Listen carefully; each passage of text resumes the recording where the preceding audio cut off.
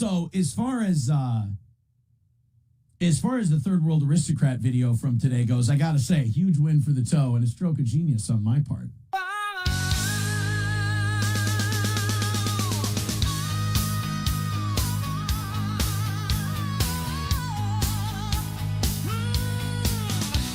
Mr. Radio Voice, he's doing his shows. He's roasting some ass and he's picking his nose. He speaks like a pro on the Steel Toe Show. He's making a mess and everyone knows. Ready or not, he already came. He's snorting for fame. Another win for the toe. Win for the toe. He spilled the beans. He's rooting for rage as he gets her thrice. Another win for the toe. Win for the toe. He had a felony charge, but he's gonna walk. He's got a big mouth and he talks the talk. Another win for the toe. Win for the toe. He's always a guest with Alex Stein. He's making a wish. He's taking his time. Another win for the toe. Win for the toe. Oh, hip hop dippity dap to the wop wop wop wop. Hong dong whittle dangle wang. Oh, he sang dooley mama splatting your hat. Doo to poot cakes. Good evening, everybody, and here we are. Welcome to the program. It's the nighttime show. It's the evening show. I'm back from vacation. We get to actually do more of like a laid back, how was your vacation? How are things? Kind of a show tonight. You know, I mean, we're going to talk about a lot of stuff, and Keanu dropped a fucking nuke that a lot of you don't even know happened yet because it happened a half hour before the show began. Keanu out there causing trouble. I mean, that's the whole reason that I can't, fuck it. Like, that's the whole reason I couldn't do a nice, easy welcome back show this morning. Because Gino and Keanu cover for the show, and then Gino comes on, Keanu goes on the We Can't Stop Talking About Aaron show and completely buries it and puts Carl into hiding. Carl, I guess, had a show. There was a tweet out there that Carl wasn't showing up for one of his shows today. Carl's embarrassed and humiliated. Like, he's the one who goes, he makes a conscious choice to go on a show. Nobody should feel bad for Carl. Carl made a conscious decision to go on a show, take sides against friends, Keanu and Gino. I mean, loyalty with this guy doesn't exist. It's the next click. What is it with Dick Masterson disciples where they just don't know how to do this? Rakeda, Carl, they just can't stop tripping over themselves. It's like they have the opposite problem I do. Problem I have is I'm not even involved in the shit and I come out looking like $1 million. I'm not part of the shows. I'm not doing it. Luigi wins by doing nothing. Steel Toe wins by staying still. But these other guys, they go on and they just incriminate themselves. It's amazing. Julius Presley with $5. Great question. He said, seeing that dumb bitch own Nick, would you consider confronting Nick on a live stream? No, why would I? I win by doing nothing. There's a great Napoleon Bonaparte quote. When your enemy is making mistakes, do not interrupt them. I have the easiest job in the world. I have to hit the goal and do a show, and everything falls into place around me. I go on vacation, my profile improves.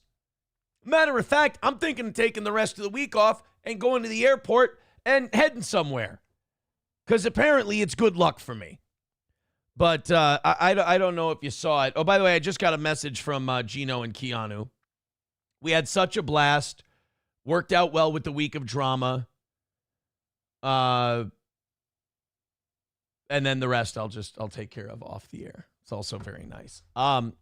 No, they were great. They were incredible. They were remarkably awesome co-hosting this show. But like the whole thing has just been wild because, like I said, when I go on vacation, I go on vacation. I'm not on the internet. I'm not following stuff. I don't be following, as iDub says. And so I get to the Tampa airport and I open my phone. Holy shit. Another win for the toe. Did you see the Keanu thing? Nick's losing his mind. His face is all red. I got B Dabbler going, will you come in here, please? And sending me the link. And I'm like, from days ago, obviously. So Tukey was even like, things weren't going well for them. So Tukey's like, why don't I get Aaron in here? Aaron ain't coming on your We Worship Aaron show. You guys had your chance. You launched your nuke. And guess what? It fizzled. And you had to take the L. Everybody outside of your event went, you had a skinny, frail drug addict lean on his cuck fridge and look at another man's body and obsess about his cock. Yeah, you guys are the winners. Although Tukey was the only self-aware one at the whole thing. When Paul Shea went up and embarrassed himself, Tukey went, thank you, Paul Shea, who talked to Aaron once for 5 minutes or something like that. It was like, yeah, that's about what happened. I have a feeling that guy just cashes the check and goes wherever the views, clicks, and money are. There's no shame in that. The rest of them, it's a vested interest. They've got to get Aaron. He's their white whale, which is amazing because all of them are in worse shape than I am.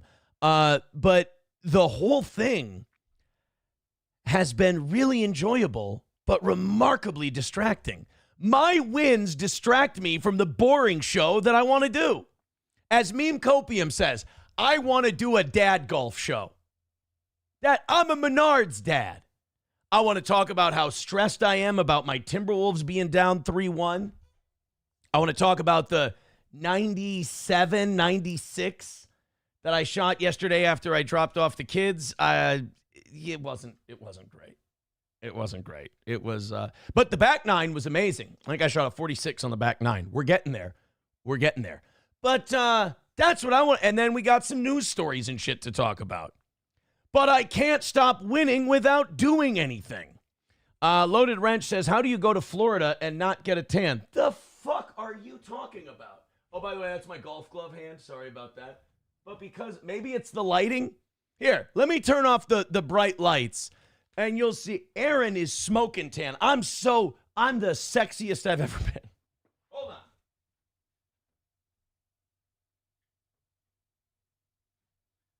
Turn the lights off. Carry me home. What the fuck is this? If that ain't tan, you can kiss my ass. I'm a tan boy. All right, let's turn the lights back on. It's looking like a goddamn funeral in here. All right.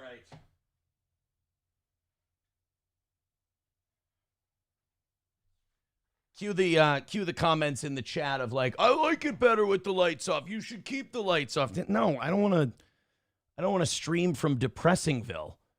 Thank you very much. Thank you, Julius Presley. Thank you, Loaded Wrench, for starting us off today. Let's go. No, the vacation was great. Oh my God, SP and I had such a great time. She is so sexy. Oh my God, we're out by the pool. We're in the ocean. Me being the fucking hornball devil that I am. She's just, you can't grope in public. So you just gotta fucking, pretend a big wave comes by and just, oh God, I'm so sorry. And no, just by the pool, by the ocean, walking up and down Clearwater Beach. I love that with the different bars and the different resorts and the different restaurants.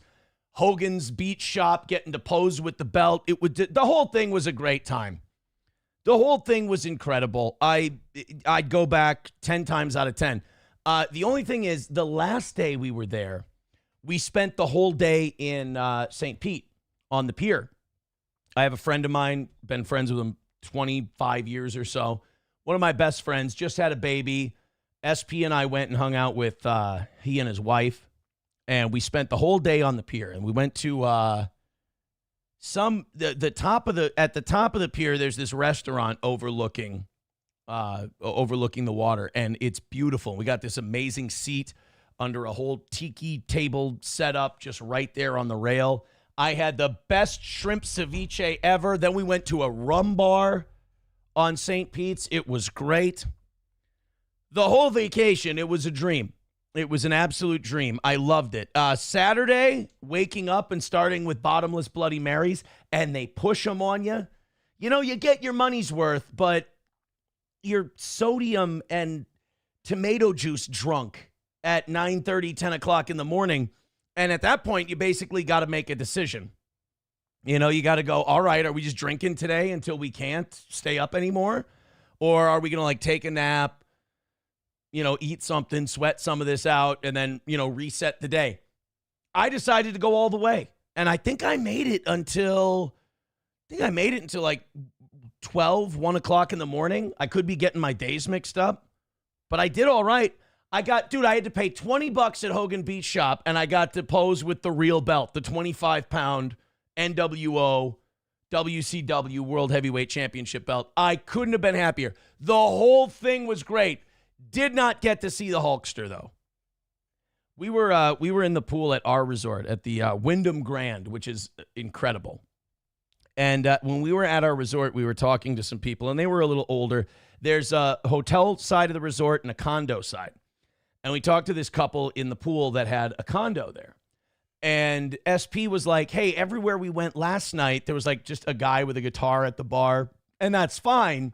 But she's like, where can I go somewhere where there's like a DJ and shit like that? And they told us to go to this place, I think it's Shepherd's Bay.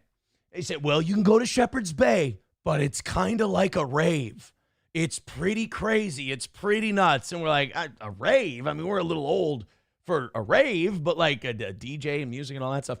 So we walk down to Shepherd's Bay Resort, and we go to this place.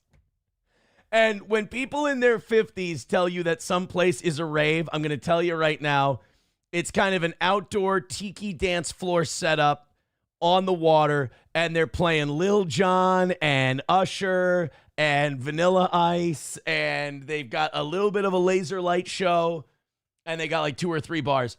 It's not a rave. It's not like boom, boom, boom, boom, boom, boom, boom, boom, boom, boom, and people got pacifiers and they're tripping out and shit. That it was a barely a nightclub, I would say, but it was fun nonetheless. I had a great time. I don't know what else to say. Whenever I have to talk about my vacations, I'm like, I'm leaving so much shit out, and then I'm worried nobody gives a fuck because they probably don't give a fuck. I'm just worried I'm boring people and being self-indulgent, so I'm skipping a lot of stuff. We had a great time. It was ridiculously incredible. I knew the vacation was going to be great when I got on the Delta flight and one of their in-flight movies was In Bruges. Watched the whole, love that. One of my favorite comedies, In Bruges. Very, very good. If I was born on a farm and was retarded, Bruges might impress me, but I wasn't, so it doesn't. Sam with $2 says, you still look whiter than a sheet of paper. I'm convinced that I got the fucking top of my head is sunburned, for God's sake. Redbird with $5 says, we have called you many things, but a normal Menards dad is not and never will be one of them. You are incorrect, Redbird.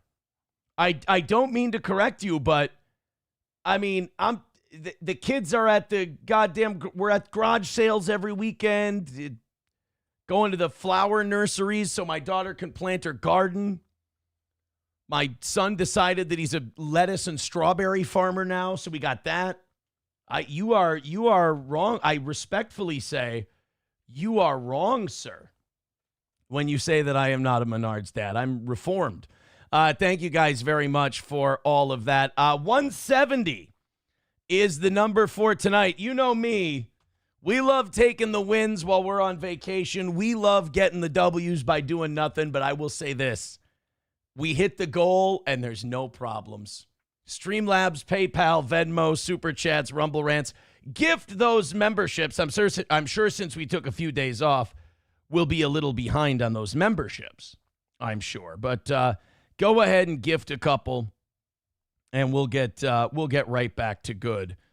Thank you. $2 from Loaded Wrench says, for some spray tan, orange Aaron Rad. I got a tan. I look fantastic. You're just trying to get at me. That's all. You're just trying to get at me.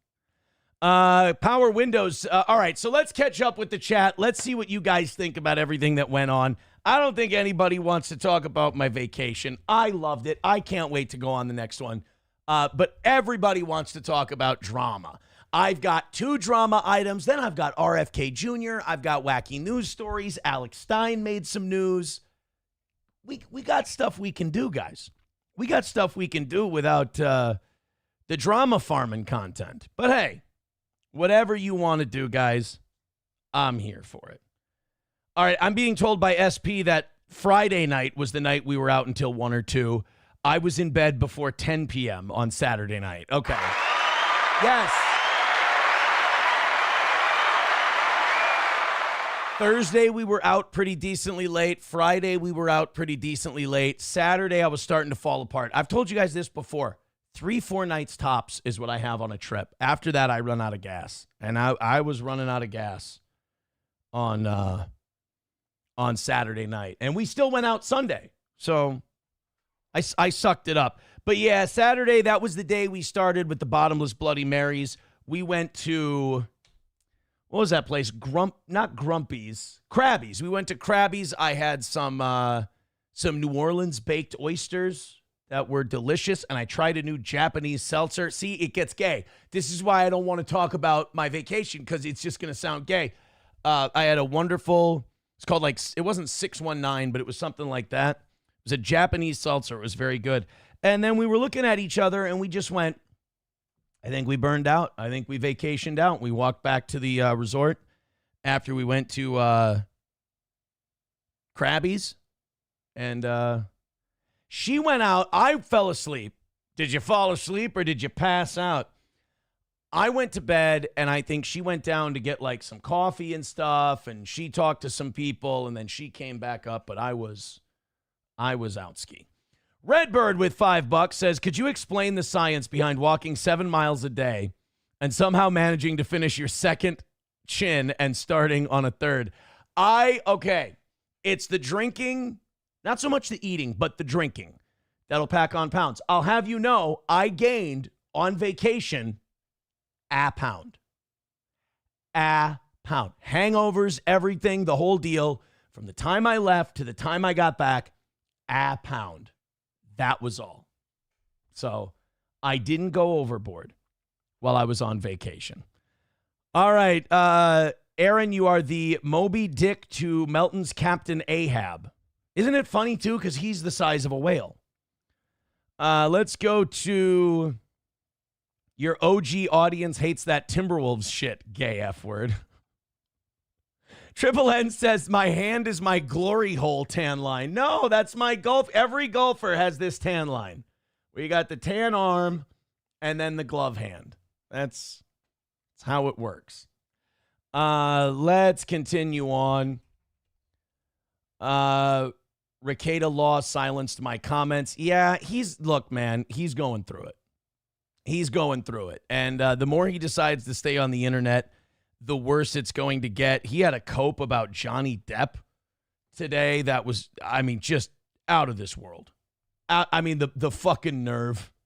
He can't understand why he's funny to people. He can't understand why the Schadenfreude is so powerful with him. He just cannot fathom it. And he keeps melting down. Guy can't figure it out.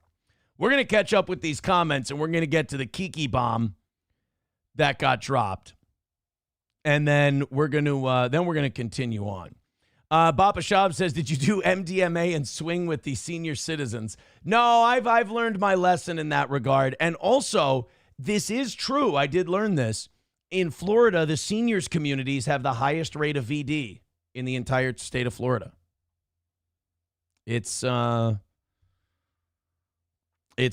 really something. Those old people love to just fuck around, and boy, did they find out. But I guess, what's getting the clap if you're 70, you know? What are people going to talk shit about you? You know, what are you going to be? Especially when they all have it, too. If you get chlamydia or gonorrhea or whatever and you're 70 and everyone else at the home has chlamydia and gonorrhea, what does it matter? Deutsch Chad says, Nick's got the LOL Cow of the Year award won again. Yeah, see, I don't I don't know, man. iDubbbz is doing pretty well. iDubbbz is doing a good job. Brian says it was hilarious watching Nick meltdown on stream. Well, like I said, I know that Nick. I know a far worse Nick. That's him. If he can't control people, if he can't control the situation, that's who he turns into. Why do you think his only friend is a pedophile and a weak-willed beaver-looking motherfucker, Bucky Beaver, like Carl, and some creepy, weird, has to have some kind of a shady past New Zealand Pajit? Why do you think these are his only friends? Because they won't challenge him. They won't dare. They need some kind of content, and their content is we hate Aaron. And the only thing that's left on the we hate Aaron train is Nick's vehement hatred for me, to the point where he writes text messages and letters from other people as himself and passes it off as them. Like the guy, he even said in a clip recently, he wants me to die. Now, why would you say something like that? How dare you? To someone who was your friend. You want me to die. That, Nick, I don't want you to die. Because I believe that life is far more of a hell for you right now than the sweet release of death. So he wants me to die. That's I'm going to tell you this right now, guys. That hurts my feelings. I just want it to be known publicly. That hurts my feelings. It was also funny to watch him yell at Keanu for like releasing people's texts. It's like, bro, self-awareness, dude. You just leaned on a cuck fridge and went, look at this guy who's in better shape than I am. Look at this guy with more muscle than I have. Doesn't he suck? I hate him. Like, bro. Look at the stories I made up about him just to fit my reality. Isn't this great, guys? And now they can't. It's a wonderful relationship because he can't upset them because he's the last people. They're the last people he can control and believe his horse shit. And they can't get rid of him because otherwise they got to go, day 912. Aaron sucks. Hate him. That's it. They can't. They are locked in a death spiral together while we just mosey along, doing a show, hitting the goal.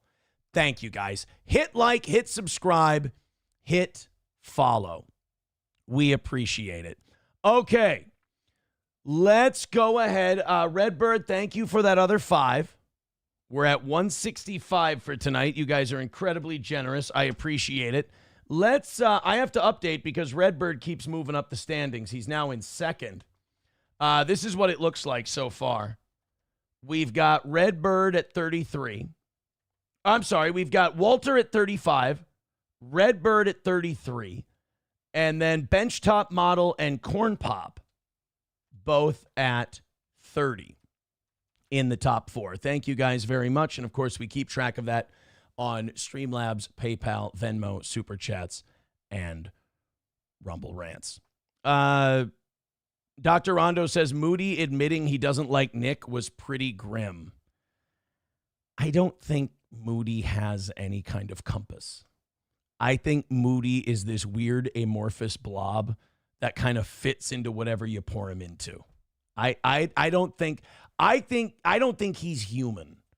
He's too weird and too grotesque to be a person. You can tell those guys all got destroyed too because they started resorting to my facts and logic. Bro, it's internet blood sports. They're yelling at each other. You think either of these two have facts and logic? It's all about who can bring up points to make the other person seethe. That's why you guys don't understand you're taking the L every time you hit go live. You keep getting mad about shit. Keanu and I laugh about it.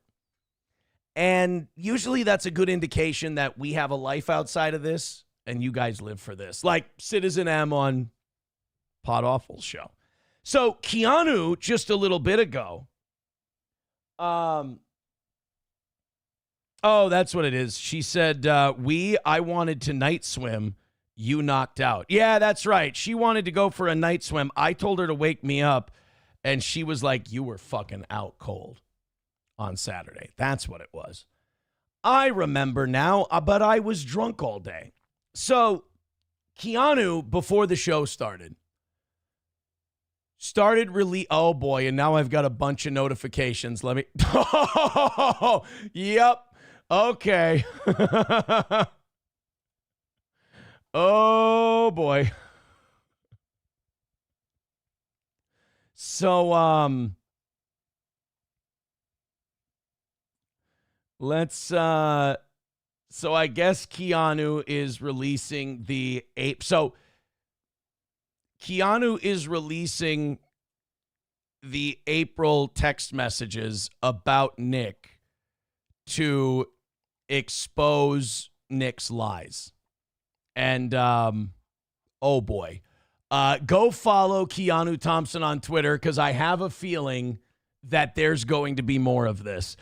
Nick said on that Friday show where they were all being beaten up 5-on-1 by Keanu that Nick made it very clear. I made it very clear to April that I just couldn't be with her anymore. And Keanu's like, no, you told her you were going to run away with her. No, I never did that. Well, Keanu has released the text messages. Oh boy. And now that she's released this text message, I can assure you of this. She's got more. And I know the cope from Melton and Company is going to be, did you have authorization to send a... You didn't have authorization from me to show mine. So suck my fucking dick. This is funny. It's great. You don't like it when the same rules get applied to you, do you, bitch? Especially when they make one of your main guys melt down. Oh, just watching them have to eat these L's is mwah. It's fantastic. So go to @Keanu C. Thompson on Twitter if you want to see it. She's dropping it. She's absolutely dropping it. And she keeps exposing Nick as the liar he is. Once control is gone from Nick, it's all red-faced seething.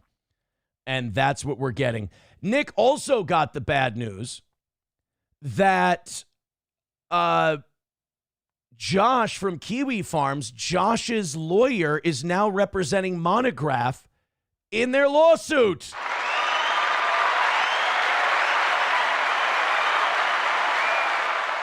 Oh my God. So now we've got Keanu dropping the text proving that Nick's a liar. And now we got Josh from Kiwi Farms and Monograph teaming up with Harden.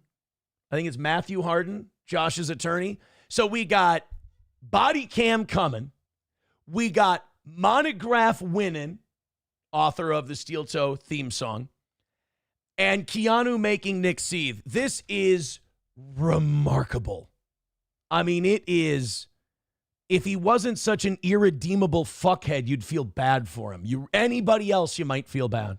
Really. Couldn't happen to a nicer guy, I say. I want to say, personally, if it clarifies things, if it clears up lies, I think Keanu should keep going. I really do. Leo with $5 says, welcome back from vacation. You were missed. Hope you had fun in gay Key West. I did the gay key thing to fuck with So Thorough Joe Burrow because I've made that man lose his mind and fucking cope his balls off. I'm going to find Aaron. I'm going to find out where he goes on vacation. I'm going to find out where he is. And one of the people in the Onion Discord sent me a screenshot of his like, oh, if he goes here, I'm going to find him here. So I went, I'll send him on a wild goose chase. They all started guessing. They're like, he's going to the Seminole Hard Rock. I'm like, what? The Seminole Hard Rock? So then I started dropping the gay key thing as a Slammin' Salmon reference. I love that movie. I was in Clearwater Beach and St. Pete's Pier. That's where I went on vacation. Oh, like they get so wrapped up in me. So wrapped up in me that all I have to do is just make jokes and fuck around with where I'm going on vacation to make them seethe. It's that easy. Silverwolf said, here's $1. A portion of this from the check for 65 cents an employer from 10 years ago sent me today. Hey, righteous bucks.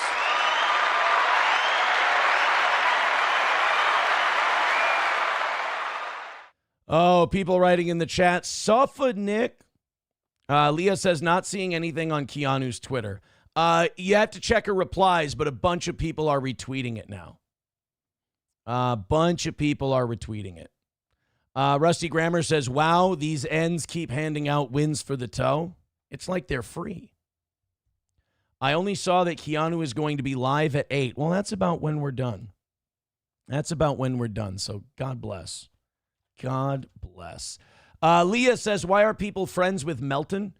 Like, this is a genuine question. I don't understand. What do they get out of it? I don't know. And then he admitted to being a pedophile live on that stream too. He's like, no, all these guys get worked up and they admit way too much. He's like, we've got the third world aristocrat thing showing that Patrick Melton is obsessed with talking about kids and sex. Then Patrick Melton goes, 13 years ago. First of all, he's like 50, right? So as an adult, I love when people go, oh, it was 10 or 15 years ago. It's like, bro, you're fucking old. Like, even for me, you'd say 15 years ago, I'm like 22, 23. That's still old enough to know some shit. But these guys were well into their 30s. They're like, 13 years ago, I wrote a song about kids having sex. That's what a pedophile would do. That's what a PDF would do, bro. I'm sorry. You just admitted it. Another win for the toe.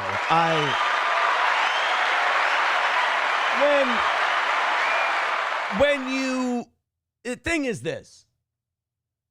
When you send all of your minions and you send all of your onions out to deny this allegation that Aaron has been beating you over the head with and making you seethe about, only for you a year later to then admit to that, you make all of them look as retarded as you.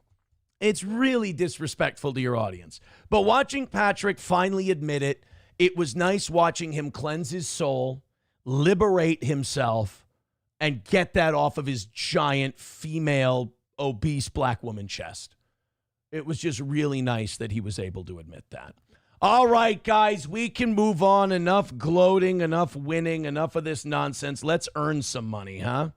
Let's earn some money. 165 away from today's goal. Thank you very much. Keep it going. Streamlabs, PayPal, Venmo, Super Chats, Rumble Rants, gifted subs. We appreciate your generosity in keeping the toe going. Where did I leave off? Here we go. I don't understand how someone that is a registered map not on watch and or allowed to go to a convention. I don't know what that means. Rusty Grammer says, didn't Pedo Pat coin the phrase originally? Wow, coming full circle. Yep. And you can tell that we have gotten to these people. You can tell we've beaten them up because the seethe is incredible. It's just, and the logic jumps that they have to make themselves justified is getting worse to the point where now you can just let them talk and you go, continue. No, we're all having a lot of fun. The floor is yours. That's kind of like the Citizen M Jesse PS thing, which we're going to have put up as a clip after this show's over, is you're just watching a guy melt down and you just go, shh. Don't help him. Just let him go. And that's what's going on with that 5-on-1. Just let Keanu laughed at them while they all had meltdowns. It was... And to watch how uncomfortable all of them are with a woman arguing with them, it's pretty troubling. You can tell now that everything Patrick and Nick say about me could not be more projection. It could not be more projection. Brutal. All right, let's go to the RFK Jr. stuff. We've got, we're going to do our normal show now, as Meme Copium says, our Golf Dad show.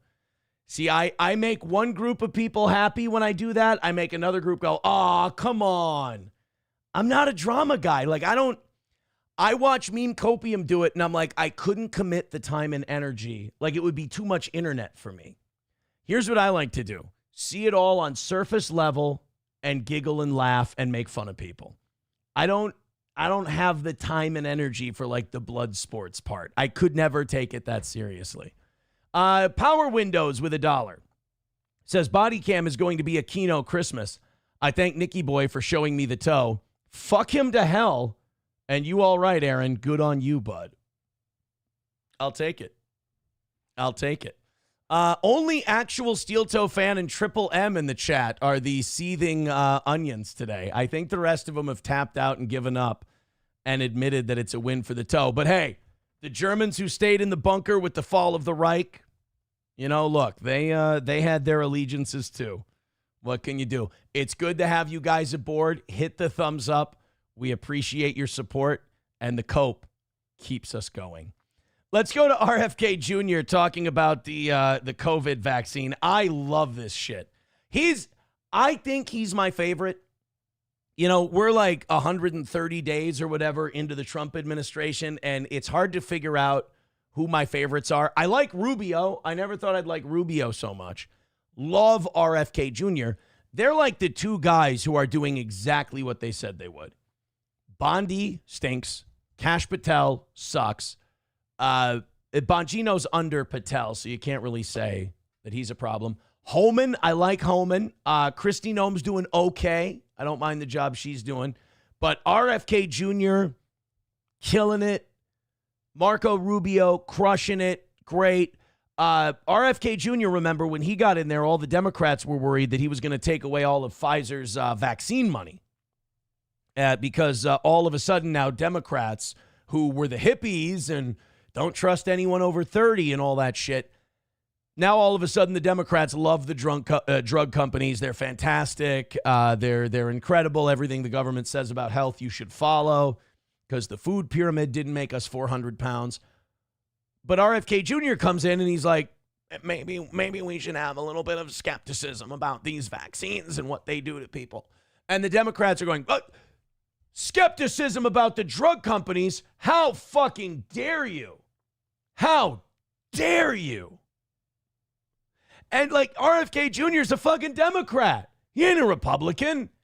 So today, RFK Jr. basically made the call that there's a vaccine roster of vaccines the Department of Health says you should get. You know, measles, mumps, rubella, tetanus shots, polio, shit like that. You know, all the vaccines that you got when you were a kid. Well, RFK Jr. has removed the COVID vaccine from that list. And not a moment too soon. It's insane that the COVID vaccine got put on that cycle. First of all, it's an mRNA vaccine. It's totally experimental. Number two, they haven't done near enough testing on this thing. We are the testing. We are the guinea pigs. I'm sorry if you got the vaccine you shouldn't have. The experiment is still ongoing. And in some places around the world, you still are mandated to have it. Well, RFK Jr. took that off the table, at least for the United States. Here's what he had to say today. This is another big campaign promise kept. Hi, everybody. I'm Robert F. Kennedy Jr., your HHS Secretary, and I'm here today with NIH Director Dr. Jay Bhattacharya and FDA Commissioner Dr. Marty Makary. I couldn't be more pleased to announce that as of today, the COVID vaccine for healthy children and healthy pregnant women has been removed from the CDC recommended immunization schedule. Now, the reason that's important, you might be like, why only young children? Well, you and I don't have an immunization schedule. You and I are adults. We can do whatever the fuck we want to do. You can get the COVID vaccine. You can not get the COVID vaccine. It's on you. One really shitty thing the government did was they made Pfizer not liable for any lawsuits. You can't sue Pfizer if you get vaccine sick. They protected them from that. Now, if something's safe and effective, I don't feel like you need a special protection from lawsuits, but yet here we are. So he takes it out of there. If you're a pregnant woman or a child going to school, you don't have to do the COVID vaccine, which I think is huge. Last year, the Biden administration urged healthy children to get yet another COVID shot despite the lack of any clinical data to support the repeat booster strategy in children. By the way, trust the science, believe the science. Remember all that? Unless the science says that this was all horseshit and overblown and it didn't really protect you the way we said it would, but you should keep getting more of them, and you shouldn't keep getting any more of them. If the science says that, then we just ignore it and do what we were doing before. But if government has become the internet. If it says what I want it to say, I'll stop reading and that'll be the truth. That's government too. That ends today. Whoa, it's common sense and it's good science. There's no evidence healthy kids need it today, and most countries have stopped recommending it for children. We're now one step closer to realizing President Trump's promise to make America healthy again. So we've removed what? We've removed the dyes as additives from the food. We're getting rid of the COVID vaccine for the immunization schedule. I mean, we're on the right track. I mean, the guy's doing a good job. I couldn't be happier with the job RFK Jr. is doing. I think he's great. I really do. Bapa Shab says, I always trust a man flanked by 2 Indians. Now, look, that I'll admit, I saw that part and I went, what the fuck? But like, unlike Bapa Shab and Sam Show, who go a little harder in the paint than I do, to say the least, when I see that, I go, well, that's a little weird. And then I do that American thing where I go, is it weird that I thought that was weird? Like, now am I weird? Like, I kind of gaslight myself. I'm like, what are those? Why are those 2 there? It's like, oh, so it can only be white guys that would. So I get a little. I get a little self-conflicted. Bapa Shab and Sam Show don't have that problem. In fact, Sam Show says brown people started talking. I couldn't hear half of that. What are you gonna do? What are you gonna do? And by the way, when Bapa Shab says, I always trust a man flanked by 2 Indians, Sam Show, he's baiting Sam Show and so they can have their 2-man wrecking crew. Sam Show says, that's not an American thing. That's just you being a bitch. Just you in particular. Thank you for setting me straight. I appreciate that. I do love that Sam Show is so racist against Indians, though, that he admits when they start talking, he can't hear them. You know that rumor that, like, the Native Americans couldn't see the European ships on the horizon because they couldn't conceive of anything that could travel on water? I feel like that's Sam Show with Indians talking about health. He literally cannot hear them. He can stare at them. He can see their mouth moving. But because he can't conceive of an Indian instructing him on health, he literally can't hear the words they're saying. Not like he can't pay attention. It audibly doesn't enter his ear and make a noise. It should be studied.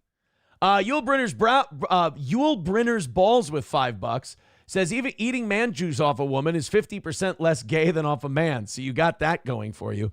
It's amazing. Like, everyone has basically gone, oh, Nick clearly made that up. Nick invented that. Zumak and I both got the same email. It's really only the onions who can't stand Aaron that still believe that. And I understand why they do. They have to. I mean, they have to believe it. If they don't, what do they have? And like, look at it. If you're looking at the scoreboard and it's like onion 0, Aaron 5,700, you got to cling on to one thing, even if in your heart of hearts you know it's not true. So I forgive them for that. I don't begrudge them that at all. If I was getting my ass kicked as bad as they were and I was incapable of leaving, I'd have to cling to something too. And that's the one they've clung to. I mean, all of other Nick's projection and lies. Guys, let me give you a hint. You've noticed that everything Nick projects onto other people turns out to be true about him? Look into that one. That's all I'll say. I look into that one, because the pattern is Nick says somebody else did something and he's adamant about it. It's something he did and is ashamed of. Did that happen? I don't know. I'm not gay enough to want to hear about it or look. But let's just say Nick was very, very smart to get me silenced on certain things. He was very smart, and he did it intentionally. Not because he cares about anyone, but because he really didn't need certain things getting out. And just keep track of those projections is all I'll say. All right, moving on from the RFK Jr. stuff. We're about 160 away from today's goal. Continue to throw in. We appreciate it. Continue. Oh, boy. Here's some of the tweets that are coming in on Keanu dropping the April, what do you call it? It's the text messages. You got the Jeff Goldblum checkmate gif. Yeah. I don't think old Nicky Boy's going to get a lot of sleep tonight. I don't think. Oh, God. And then in the comments, a lot of another wins for the toe. I didn't didn't do anything. Everybody in that comment section, another win for the toe, another win for the toe, another win for... Motherfucker. I'm not doing anything. What do we have next without all this madness that's going on? We got a guy crashing into houses. This is what I wanted to do. We went drama. We went news. Now I just want to do some silly shit. That's what I'd like to do. Just some old silly shit. 165 away from today's goal. Go ahead and throw in a couple of bucks. Help us knock it out. Streamlabs, PayPal, Venmo, Super Chats, Rumble Rants. The Venmo and PayPal are lonely tonight. Let's load those up. The gifted memberships are lonely tonight. Let's load those up as well. So this next story comes to us from Burien, Washington. Imagine leaving your house in the morning and you come back and there's a fucking car just crashed right through it. Like through your house into your neighbor's house. For me, it would be two things. One, motherfucker, this has to be the worst day ever. And then once the cobwebs clear of like how bad and how terrible this is and where am I going to stay tonight? Because your homeowner's insurance will give you a place to stay. Don't worry about it. They're going to take care of everything. The second thing you would think if some maniac crashed into your house is, that's kind of cool. Like that's... If I saw that happen to someone else, obviously I'd go, that's terrible. That's awful.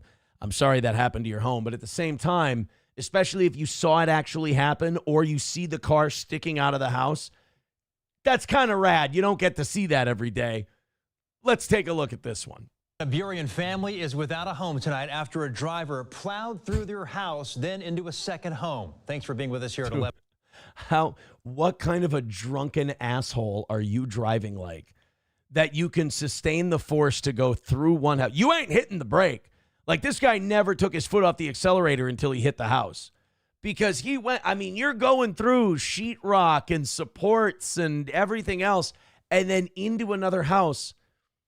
You're getting after it. Rumor has it he took a bullet of cocaine. He wasn't watching the road and he threw it back towards his children. And then he crashed through two houses. Really terrible stuff. 11, I'm Preston Phillips. This happened near the intersection of South 120th Street and Military Road South. Couple's Jackie Kent has been at that scene all day long and spoke with the homeowner. She's live tonight with the very latest for us. Jackie? I'll be honest with you, Martin. The homeowner says, quote, kind of fucked up, but a little bit rad. Back to you. And By the way, the way housing prices are, this is how you got to think as an adult. The way housing prices are, do you know what they're valuing your home at right now and how much money you're getting from insurance to build a new one? You're going to be kind of happy with the results, I think. Something we keep hearing from neighbors and the family that lives here is just how incredible it is that no one was seriously hurt. That includes the driver who was detained at the scene and his... Isn't that something? Like these people go through houses and they go airborne and they fly through the living room and then into somebody else's kitchen and they're fine. That's how you know they were under the influence. They say that. They say when people are drunk or they're fucked up and they're driving and they get in an accident and they walk away from it, it's because they're so fucking inebriated that their body's loose. They're like a lot of the reasons people get hurt when they get in car accidents is your body tenses up and gets real tight and you tear and rip and break shit. When you're hammered, you're just you're floating, you're flying, you're just nice and loose. And you kind of go like one of those wiggly arm car dealership things. You never see them get broken arms. Neither do these fucking drunks. Car was pulled from all this damage left behind. Look at that. That would be the fun part for me. It would suck that happened to my house. It would suck that happened to my neighbor's house. But seeing a crane have to come and pull a car out of your kitchen would be that would be a sight. People in Burien watched as a sedan was seen dangling in the air and moved onto a tow truck. Some say what led to this dramatic scene was even more unbelievable. Words don't express what I'm seeing. It's crazy. And the first thing I heard was just a boom, an explosion. It sounded like a bomb went off. It vibrated the houses and the lights flickered on and off. The King County Sheriff's Office. That's honestly, I have to say, I was expecting some great news witnesses for this. That might be one of the best, most unmake-fun-ofable news witnesses I've ever seen. It was concise. It added to the story. He didn't talk like a retard. I'm a little upset I couldn't make fun of that guy. Early investigation suspects the driver passed a stop sign at nearby Military Road and hit a curb, launching it off the ground and through this house. Okay, hammered as all hell then. Just ran the stop sign, swerving all over the road. And like I said, never hit the brakes. He never hit the brakes, and he was shifting gears, and he hopped right over that sumbitch. The car came to rest inside a second home. My neighbor called me and said that someone drove through our house, and I was like... See, if that would have happened in Spicier, it would have hurt Nick and April. I can't help it. I can't help. It's funny to me.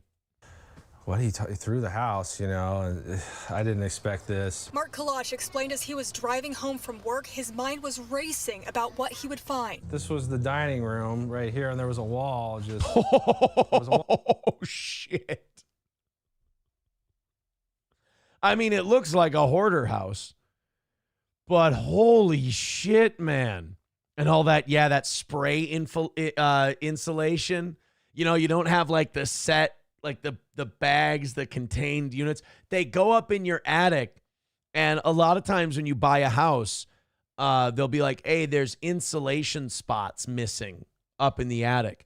And as a condition of buying the house, you'll ask, hey, can you guys have someone come up and do the spray insulation up in the attic? And that's the shit that comes down.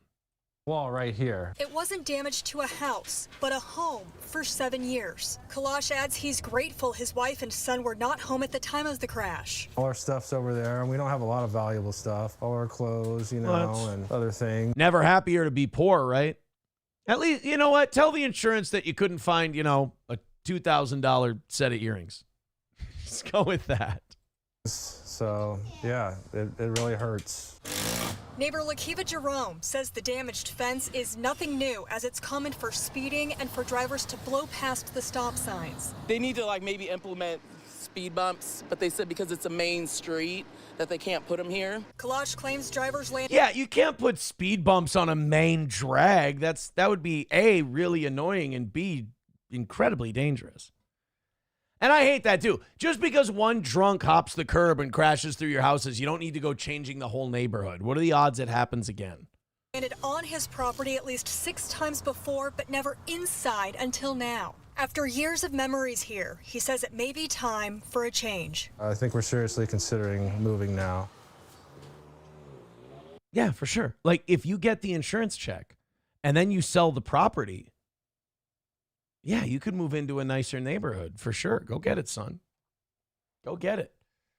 But again, if you're like, oh, the neighborhood needs to change and we need to put speed bumps in and all this shit, why? Because one fucking guy drives through, one drunk, and the amount of effort you have to put into it as a drunk to get that kind of like momentum going to go through 2 houses.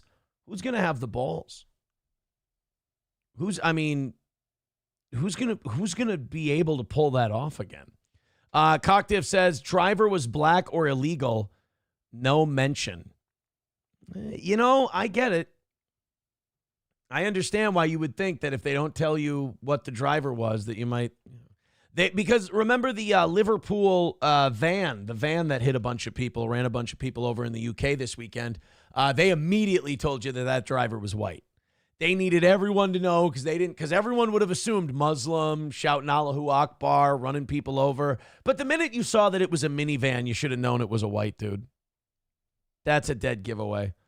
Let's go to Redbird with $5. Says residential houses are flimsy as shit. A motorcycle would do this. It's more dangerous to hit another car at that speed. Well, yeah, because you're hitting metal and shit. I mean, I get that. By the way, that also puts Redbird in first. Redbird is now on tops with $38. That puts Walter in second with his $35. And that puts Benchtop Model in third at $30 and Corn Pop in fourth at $30. It also puts us $160 away from tonight's goal. Let's go ahead and keep knocking that out with your 5s and 10s at a time. We appreciate it. Streamlabs, PayPal, Venmo, Super Chats, Rumble Rants, gifted memberships. By God, do we appreciate all your support. Over 300 people checking out the show tonight. Thank you so much.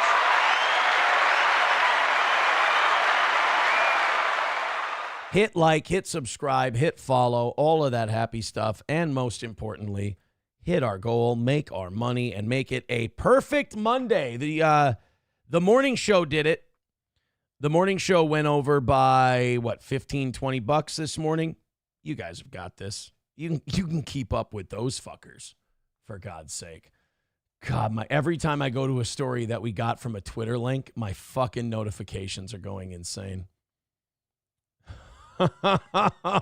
So if you caught it earlier, Keanu is releasing some of her texts with April. And now people are responding. Gino's response was the iRobot gif. Somehow I told you so doesn't quite say it. Yeah, I don't think Nick's getting a lot of sleep tonight. Mahel, yeah, with $2 says, why not take $180 of this $2? What do I take out of that one from YouTube? $1.40? I take about $1.40 out of that $2. Thank you so much. Thank you. Houses are usually made of wood and brick. Of course, a fucking car will make a mess of it. No, dude, you still have to be going pretty fast to hop a curb, go through a yard, go through a house, and then go through another one. You've got to hit that pretty fucking hard. Leah says he brought this on himself. He did. He lied about his relationships. He lied about the way they went. Keanu has proof that he's lying. If you can prove that someone's lying, fucking do it. Corn Pop with $1.99 says, how much do you get out of this? Can I please just round to $1.40? Because $2 is $1.40. Don't make me do the 19. Here, you know what? I'll just because I love you, Corn Pop, and you're on the leaderboard, here. $1.99 times 0.7. I get $1.39.3 out of that one, Corn Pop. But you know something, buddy? On the leaderboard, I give you credit for a whole $2. I want you to know that. Now Corn Pop is in third place, hopping over Benchtop Model with his 32. Benchtop Model now in fourth with 30. Thank you guys, by the way, this morning. You guys did it all with under $30 contributions. That's very, very awesome. I think we can do that for the evening show. Leah says he called Keanu a dumb cunt. Like, be nice to someone who has shit on you, LOL. Well, that's the thing. He didn't know Keanu had shit on him. Remember, he went, when was the last time you talked to April? And then he shouted out, October 24th. Because he had April's phone. He was checking her messages. He would send mean shit to people as her, or he would write crazy shit as her. That's probably where the cum story came from. Was more than likely, he saw nice messages between April and someone else, or April and me. We were cordial for a time. And then when it would be nighttime, she would go ape shit and start writing weird, mean shit. But then you'd realize, oh, it was probably Nick getting a hold of her phone. He probably sent that message to himself. Fucking creep. JD Straight Shot with $50. Oh, my God. Throw that man an Olbermann. They are afraid. Oh, my goodness.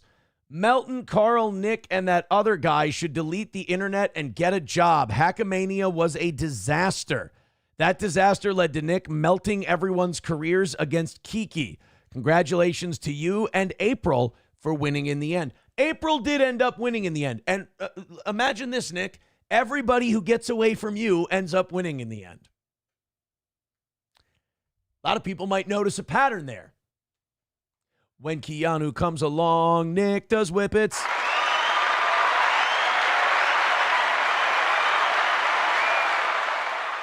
Poignant Pachyderm with $4.99 says Keekums defeated defeated a doctor, fake lawyer, a puppet, a human rodent with glasses, and Frumpy Jack. Hashtag Nick lost. Hard to say he didn't. Hard to say he didn't. Thank you. And now that puts JD in first place with that $50 drop. Thank you very much. JD is now at $70 by my count. If I'm wrong, he'll let me know. Redbird is now in second. Walter is in third. And Corn Pop is in fourth. Thank you very much, JD, and everybody contributing to this program. That $50 drop is very, very kind of you. And it puts us just 120 away from tonight's goal. Keep it going, boys and girls. Let's roll. Let's do it. Hit like, hit subscribe, hit follow.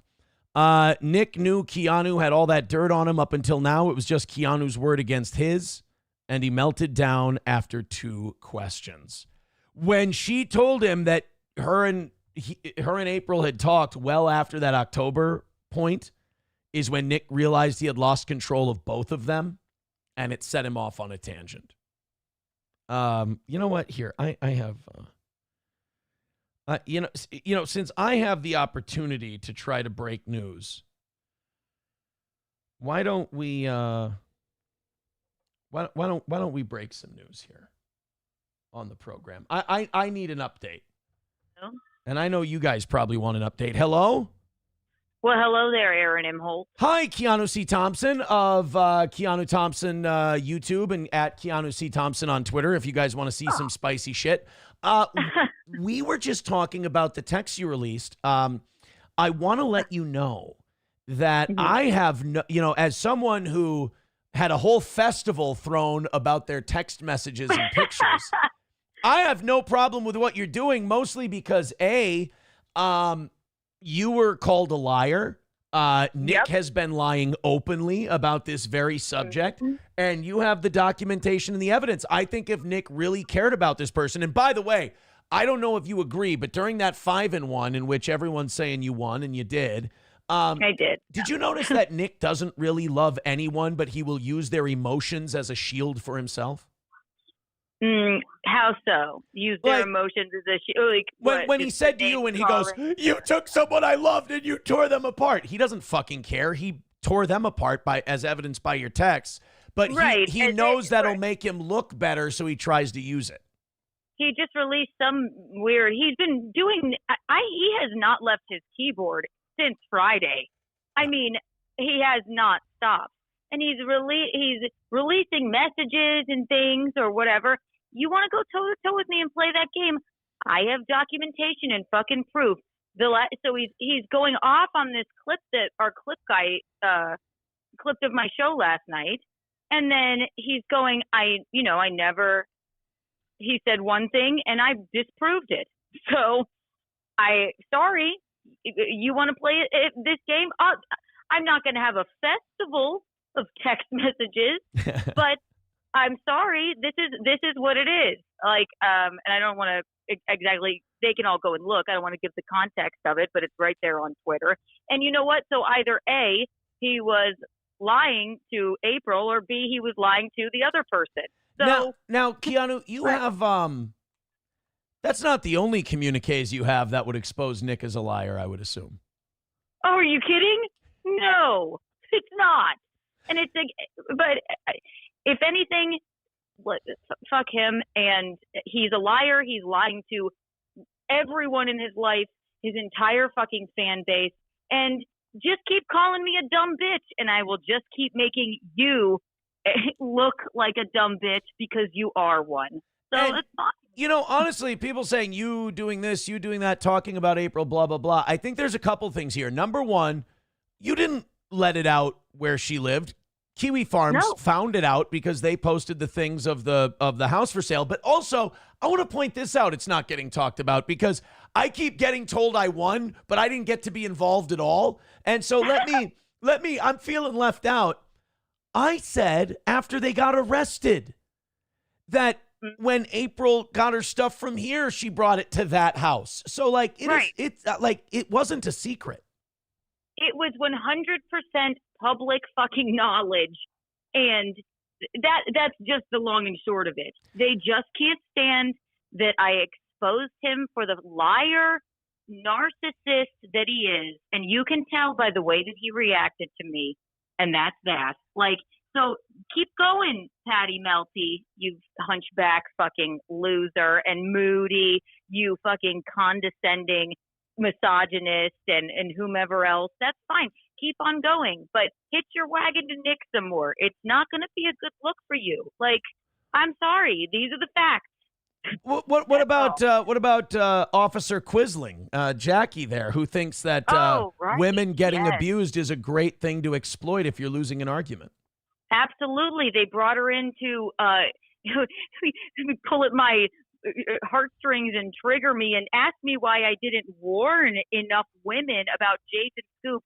I'm sorry. What is warning women other than talking to the New York fucking Post about it and the Daily Mail? Was that not warning enough women?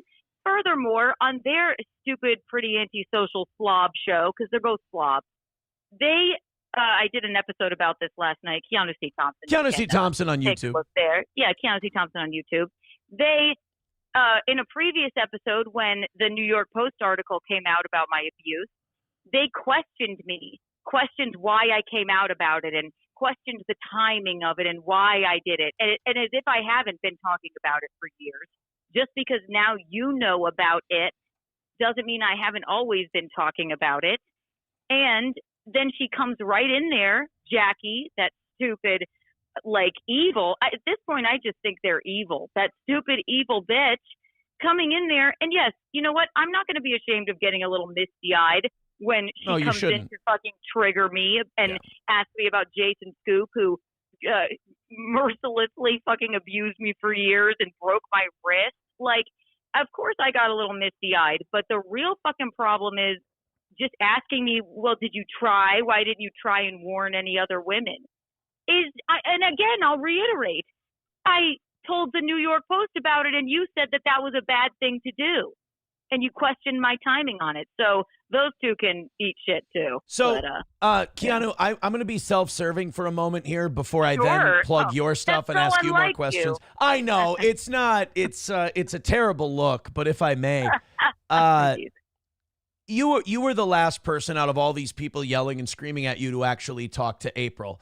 If I may do a quick comparison, and I know comparing yourself to Nick is a pretty low bar. What's the last thing April said to you about me being abusive? Oh, you mean, are you talking about that was not the case. There you go. It simply put, that wasn't the case. All right. So I was not abusive to April. What's the last thing April said to you? What's the last thing April said to you about Nick being abusive? Oh, that she was emotionally abused by Nick, and then, as you saw, right, he's going to leave his situation, and right, exactly. So there you go. Bravo. Right. So then, also, you have now. You're saying, just to be clear for the people just tuning in, you do have plenty more text messages. Yes, but it's not something I want to do. I understand. Yeah, but if he's going to, I said, you know what? Once and for all, just keep it. I think it'll help Nick in the long run. If you know that he knows he's been lying to everyone in his life for so fucking long. If you want to just take a break from your keyboard, focus on your family, and stop fucking lying, okay? Because I'll just keep on fucking contradicting what your lies if you would like for me to, or you know, there's one or the other. But I think that what I tweeted in response to him tweeting at me for fucking 72 hours, I think that pretty much puts that to rest. So. You're saying if he drops the lying and the bullshit and the you stupid bitch and you stupid cunt, you don't feel the need to release any more of these. But if he continues to lie and you need to set the record straight, that would be the situation in which you would do it. Anytime I can set the record straight, I will, because it's for his own good. He needs to fucking take a step back, lay off the keyboard, you know, insanity. Well, Keanu, in fairness, he should lay off the keyboard and the keyboard cleaner. Yeah, absolutely. When a problem comes along, you must whip it. No, you must not. Did you see Jesse P.S.'s show title for Pod Awful last night? I swear to God, I watched the whole thing. I was screaming laughing. He's a funny Hilarious. guy. He's really funny. Yeah. He was talking about the comment in an episode before that. He made me laugh so fucking hard, and he was making fun of me, and I loved it. He was talking about Nick's chat in Patrick's chat where he said sex with Aaron became less consensual. Right. And Jesse PS starts going, Nick was raped. And then he goes, people keep attacking me saying I'm on Aaron's side, this and that. And he was talking about me being a grapist towards Nick. And he goes, I just want to say this now so we're perfectly clear. I'm 100% on Aaron's side. Aaron, I am totally on your side. Get on the toes side or he'll get on your backside. Right. Yeah. There you go. So. Well, and listen, I'll be honest, right? Of course, he's going to be like, she's just a stupid idiot, but she did win. And that's fine. The boy run media will tell you that I just like haphazardly, like, do-do-do-do-do, and then I didn't know what I was doing. But hey, when you have the facts and the truth on your side, then that's what makes people angry when they're fucking, just gaslighting me. And that's right? kind of been my thing and why I'm able to laugh at all this stuff, because I'm like, look, you've heard my story. It ain't changed. It's been true. And as time goes on and Nick keeps running around in circles trying to put out these fires, he ends up confirming a lot of the things that I've been saying. So it's like, I understand how you feel. It's like, let people say what they want. Let them make fun. That's great because... Right. You keep racking up wins and people keep saying, oh, they haven't been full of shit. They've been telling it like it is. Right. I just love to think that, alleged PDF file, Patrick Meltdown, he must just be fucking shitting his pants too. Like, fuck, why did I platform? Not that, well, actually, I guess he's looking for Nick to platform him. But you know what? I think his platform is dwindling. And did you see? Maybe they all deserve each other, or else they could do better. Maybe. Carl wouldn't host his show today. He had a show he was supposed to do. He wouldn't host it. I think he's a little embarrassed of the fact that, there are times where people have to dig their feet in and they have to pick a side when it's like friends, quote unquote. And in my opinion, I know you guys have no animosity with Carl. I don't either. I know he has to cover me because if he doesn't have somebody, he'll lose money. I get it. I understand. I get the business. But like with you guys, he claims to be friends, and maybe he and I do friendship differently. But if I'm on a show with someone and they're being gone after the way you were, and you don't step in to like go, hey, you guys are kind of being unfair and you're getting your asses kicked here, like you're kind of being a punk bitch, in my opinion. I'll say this. I've talked to Carl. He is a friend of mine. And he, I won't say what we said other than how I said it to him. I said, it's okay. You didn't, I guess, defend me as much as you probably could have, at least with the, stupid cunt, all that stuff, at least with that. But if he had defended me more, then it wouldn't have even been, it would have lessened my enormous win against those freaks. That's a good point. But I'm perfectly fine with it. Here's where I'd say he's a little full of shit on that. He'll be right back on that show next week laughing along. He has no guts. I think in that maybe regard. maybe he'll think about it and be like, you know what, this might not be the right group of people for me, because he is a good dude and I like Carl. And I think he more felt like maybe I should just stay out of this and let them go, let them whatever. But and that's fine. You know what? As to the best of my ability, I handled myself. I stayed fucking calm, and I just presented them with facts, ripped off that fucking narcissistic mask, and Nick Rekieta looks like a complete and utter fool and asshole. So, mission accomplished. But we all look forward to see where this is going to go from here. I would say if Nick ever really cared about anybody that he's talking about, he would shut the fuck up about you and stop lying. He would stop lying because he's putting this person through more. But I don't I don't think he's capable, and you have all the receipts. Oh yeah. Oh my God. Because he's still like posting like other weird messages, and again I say they have no qualms about having an entire festival of messages. Aaron, can I ask you something? Yeah. Where was their permission to share your photos at their festival of incels? They didn't have it, did they? I and they really did didn't not. have April. No, So- they didn't have my consent to show those. Although a bunch of like really badly out of shape men showing my dad bod doesn't exactly upset me. No, it was fine. It Yeah. doesn't upset you, of course. But yes, they wanted to like, well, she's sharing, and typically, yes, when it makes a point, and again, as long as April's out of there, then I'm fucking happy. You know. Well, Fuck and him. I you feel bad might for his be family, but- he can make you feel guilty all he wants about releasing this stuff, but it was these conversations that probably helped her have the strength to move on. Yeah. You were And you there's were a lot of them. you right? were her only contact with the outside world. She had a little contact with me after we settled our phone plan nonsense, and after we had a nice back and forth. That was the last time we ever communicated, was December, January. After that, magically I got blocked on Twitter. Right. After- And that's why Nick is so angry, because when I said that when our last interaction was, it was way after Yeah. the date that he, I guess, maybe she was hiding it from him that she was talking to me. But the woman needed fucking, yes, you're right.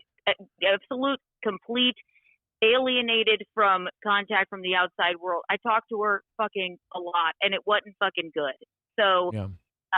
Say whatever you want, but I'm praying that that she's actually fucking out of there, and I know she is, obviously, right? I mean, I don't think she's living with. Also, Nick revealing that he moved her in with his parents. That Oh was my God. interesting. Right. I know she's away from them. I'm hoping that she doesn't have any contact with Nick and is fucking moving on with her life, because she's a fucking strong and smart and beautiful gal. Not only did Nick admit that, but remember, Nick, his hypocrisy knowing no bounds, tells you, or no, he told the pedo show, he said, and by the way, you don't have to say alleged. PDF file just means you have a sexual thing for children. It doesn't mean you act on it. But when he says, I wrote a song 13 years ago about kids having sex, that's PDF behavior. You can just come out and say it. And what were they? And did he think that was going to like be an own on me? Like, I'm like, okay, well, I don't know what the term is, but that's fucking creepy. Well, like, and then how about comedy gold, weirdo? But then it's not even the worst part. I mean, what he said about my children and other people's children and what he would specifically do to them is something you should be in. You should be against a wall for, as they say. Yeah, you know? and maybe even probably looked into about if A hard not, driver, too. Yeah, exactly. But yeah, I thought one of Nick's greatest hypocrisies was him going, yeah, April had to get away from all the internet stuff. That's why I leaned on my cuck fridge and showed a bunch of stories I forced her to make up about Aaron. Absolutely, right? That's what I like.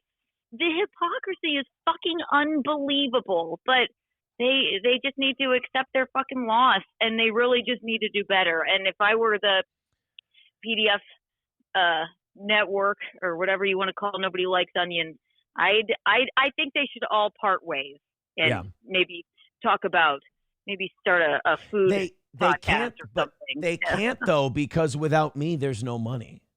That's true. They can't do it. They can't do it. Right? They are eternally, hopelessly, even if you can say probably Carl and all these other people probably want to shift away from this now. They fucking can't, or Patrick Melton can't pay his bills. Do you think Fatty Melty Poo scolded Carl for sending me the link?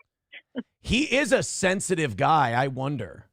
Yeah, I wonder, because Patrick Melton would never fucking let me come on there and tell the truth, because he knows I'm fucking right. So because they don't like their narrative disrupted. Yeah. But Carl is a friend of mine. He's like, oh yeah, I sent Keanu the link. I'm like, oh, they don't know what the fuck they're in for. But he couldn't take it back. Yeah. He could not let me on. So, and look what happened. So, well, on my phone, because I checked everything once I got to the airport when vacation was over, I got a DM during that show when you were on. Key West? From lovely Clearwater Beach. I tricked everybody. I know. But I got a DM from Tukey, and he sent me the link, and he goes, why don't you come on? And I think he maybe wanted to try and deflect some of the heat that you were giving them. And Tukey sent you the link? Tukey sent me the link, and I wanted to write back to him, but I didn't. I wanted to write back to him the Napoleon quote: when your enemy is making mistakes, don't interrupt them. don't even. You're right. Yeah, Their that's show hilarious. between Hackamania and you being on there, I can't stop collecting wins from that show. Why would I go on it? They're doing my PR for me. Exactly, and all you had to do was just, have a whole romp around in gay Key West, and we took care of it for you. I just had to do a little gay keying, and then that was all. That was That's all. fun. All right. Well, when is your show on tonight? Are you doing one? 10 p.m. Untoward Tuesday. Everybody stop by. All right. We're going to get Michaeline's take on the whole thing. It'll be part 3 of the coverage. It's gonna be fun. I guess I have to talk about this tweet too. So Milk it for every dime is what I say. 10 p.m. It's only what's right. 10 p.m. Eastern Time, Keanu C. Thompson on YouTube. Keanu, thanks for continuing the nuclear attack, and we will talk to you again soon. And thank you for filling in. You guys did an amazing job. No, we had a blast. Oh, my God. Thank you, Aaron. Take care. You too. Bye-bye. Well, there you go. There's Keanu. She's all over the place, man. $5 from Push-Ups says, I'm biased because I'm friends with Keanu, but I think Keanu probably saved April's life by getting her kicked out of that house. Agreed. I have to be very honest. I try to be very honest about my biases. I don't care the spot April was in. I don't care. I do believe she dug her own hole. She can lie in it. But when Keanu reached out to me, I had to show respect to Keanu because after everything, obviously, that she had done that ended up affecting me, for her to have the fucking stones to go, let's put the past behind us. She needs help. All she wanted was a parent's phone number. And we ended up she was like, well, here's what she's told me, that, you never abused her and all this other stuff. I'm like, she goes, they just knew what buttons to push. They manipulated me. And I'm like, I get it. I understand. Water under the bridge. I just thought it took a lot of balls for her to contact me because, Nick had alienated her from everyone else in her life. And it should say something about what a fucking maniac he was, that the only person Keanu felt she could contact is the ex-husband, who was no big fan of hers or Keanu. No big fan of either of them. But Nick had alienated her from everyone else. That I had to be part of the intervention squad that helped get her away from him.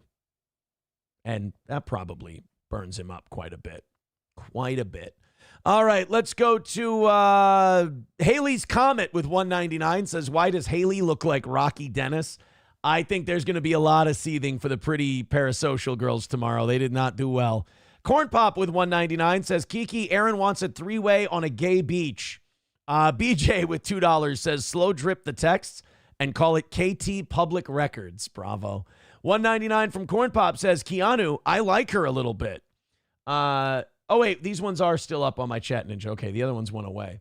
Corn Pop with 199 says, therapy session going on therapy. Therapy session going on therapy. Well, I can tell you this.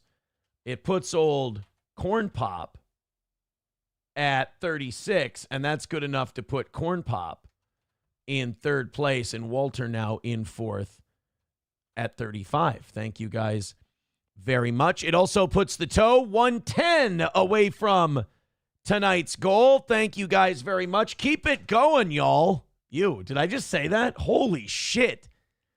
Streamlabs, PayPal, Venmo, Super Chats, and Rumble Rants. I think I've got them all.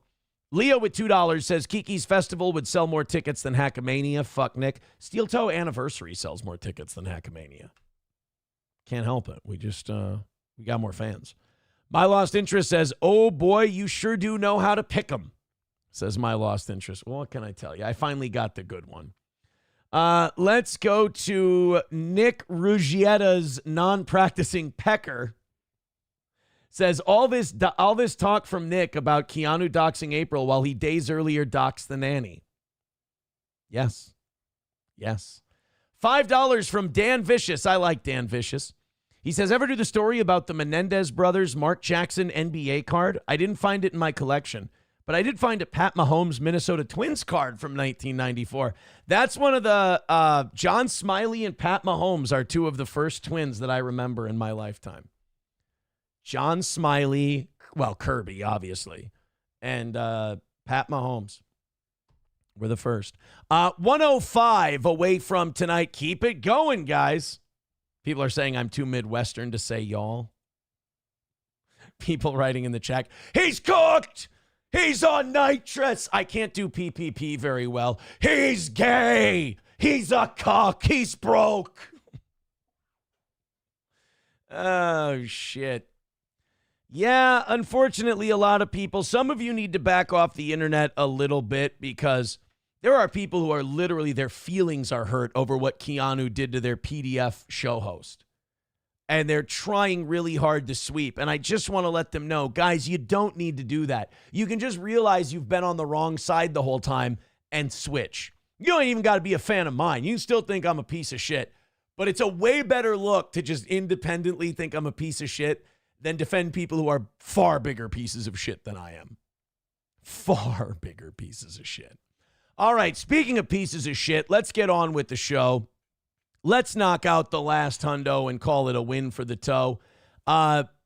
Machine Gun Kelly. There's new allegations coming out about MGK. And like it's getting to the point now where if you're famous, I might just have to assume. Oh, by the way, cracked 400 at our peak tonight. Thank you guys very much. Nice little win for the toe. I appreciate that. It's getting to the point where I might have to just assume that all famous people are attracted to underage people. Like it's some kind of fucking prerequisite to get into show business. Because now there's attacks being levied against Machine Gun Kelly for an interview he did 12 years ago where he talks about underage girls and golden showers, and there's, people are talking about Diddy parties, and, MGK was a Diddy guy. Diddy controlled his career and kind of, guided him, so who else is going to get swept up in this Diddy web? Here's the interview people are bringing back from 2013. And it's kind of like that Meltdown thing. There's this weird thing, people who get caught with their sexual predilections out, where they try to erase it with time. It's like, motherfucker, I don't care how long ago it was. Were you still an adult? Did you know better? You probably haven't changed very much. Machine Gun Kelly did this interview back 12 years ago and said the following. I'll let you decide for yourself. That was Kendall Jenner. Damn it, I've said that so many times. I hope that I'm snagging that. Don't let me move to LA. Oof. I'm finding her. You count down the days until she's 18? I'm not waiting until she's 18. I'll go now. Ew. I never got that either, like that countdown clock shit. The countdown clock should only be a thing if you're like a teenager too. Like, I remember when we were in high school or middle school and we would all be like, when's the Harry Potter chick going to be 18? And we could do that because we were teenagers. Now, we didn't have to, looking back, but like we would engage in that. If you're in your 20s or 30s and you're talking about a girl becoming 18, you saying that, when she's 18, then it's okay. That doesn't matter, dude. What you're saying is you want to do it now. You're like, I got to wait until it's legal. You're attracted to children. It's fucking weird, dude. Like, honestly, if you're under 25, I'm kind of like, to me, you look like a kid, And I think that's a normal, healthy part of getting older, is what you find attractive changes. Like, for me, like, I'm 38 now. It's got to be someone who looks like a woman, It's got to be someone who looks like a fucking adult, and she's, It's hard to explain, but it's like a little bony, nothing, fucking twig something, flat as a board, carpenter's dream, flat as a board, easy to nail. The youth doesn't do it for me. I'm sorry, but like someone in their 30s who's fucking lived and they've got some fucking tits and some ass and some, they look fucking good. That's primo. People who are sitting there in their 30s and they're going, oh, she's going to be 18 soon. You're a PDF. Like, you are sexually attracted. That's a child. That is a child now. If you're doing the countdown thing, you're fucking weird. We should be investigating you. We need to be a lot tougher on people like this. I'm 23, dog. Like, I'm not like a creepy age. Like, you know what I'm saying? No. You're a creepy age. Because I don't care if you're 23 or 43. If you find 16 to be a thing, that's a child. You're attracted to a child. I don't care how old you are. Now, if you say, you know, if you're 17 and you're attracted to a 16-year-old, you're still attracted to children, but you're a child. It's okay. That's all right. If you're 23 and they're 16, that's different than you're 43 and they're 36. It's different. 23, bro. She's 17 and she's like a celebrity. Like, there is no limits right there. Robert Plant, who is one of the greatest lead singers ever. For all y'all don't know, he sung for Led Zeppelin, dated a girl that was 14. Actually, and that was fucked up.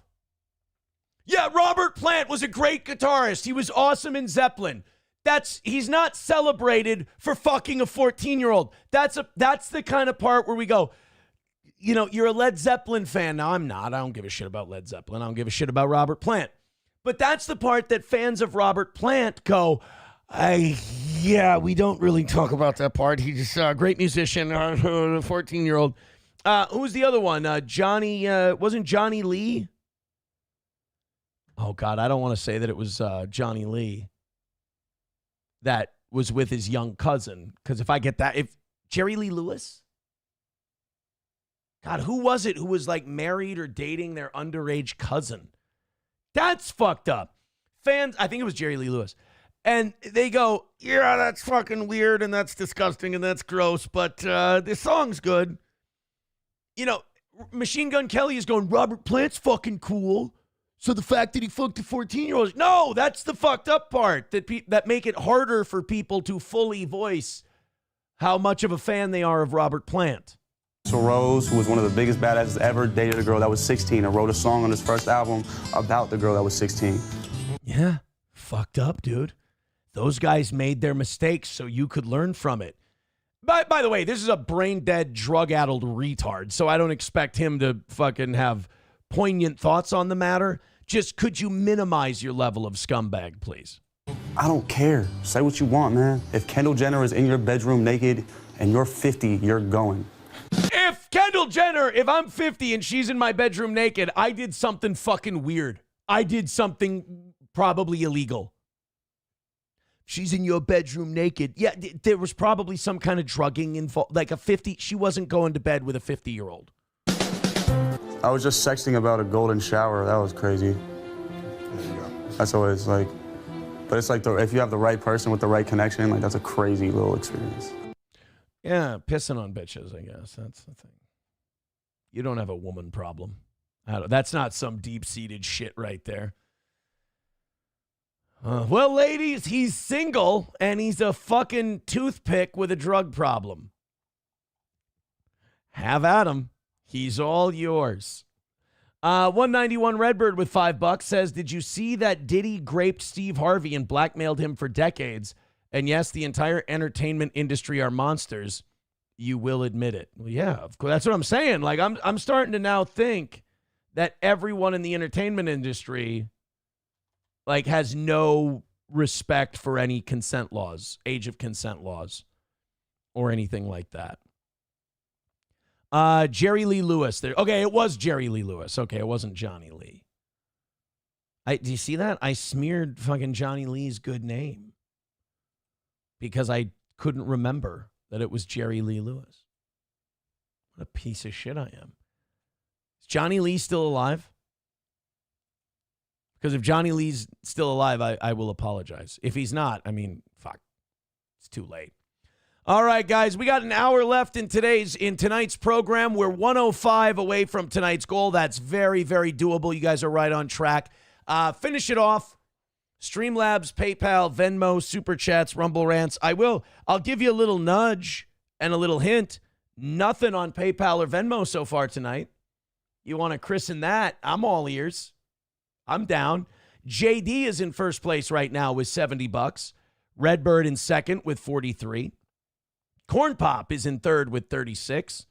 And Walter is in fourth at $35. Thank you, everyone who's contributed to this program. My Lost Interest says, Aaron, aren't you in the entertainment industry? I fucking wish. I am. If you're doing what I'm doing, if you're doing a streaming show, you're hanging on by your fingernails to even having a show. Let's be very, very clear about this. You're never going to hear me, lie about where I'm at like these other guys do. I've been on top of my market in actual broadcasting. It's a far cry from where I'm at now. This is hitting goals, doing fun shows. I love it. Being in people's attention and all that. I enjoy it. I love what I do. But to pretend I ain't hanging on by my fucking fingernails, come on. All these people are hanging on by their fingernails. Stop it. So am I in the entertainment industry? My Lost Interest? No. I've got a long way to go before I'm even on the outskirts of the entertainment industry. But thank you, buddy. I appreciate it. Leah says, isn't Macron's wife a PDF? Yeah, they met. Well, it depends on who you ask. Leah says he was 15 when they met and she was 40. Some people claim, and I didn't know about this until today, some people claim that there's a woman to blame, but I know. Some people claim that there's a book called Becoming Bridget, where they allege that Macron's wife is actually his dad. Is that what I'm supposed to believe from today? Somebody sent me a book called Becoming Bridget, and it's about Macron's wife.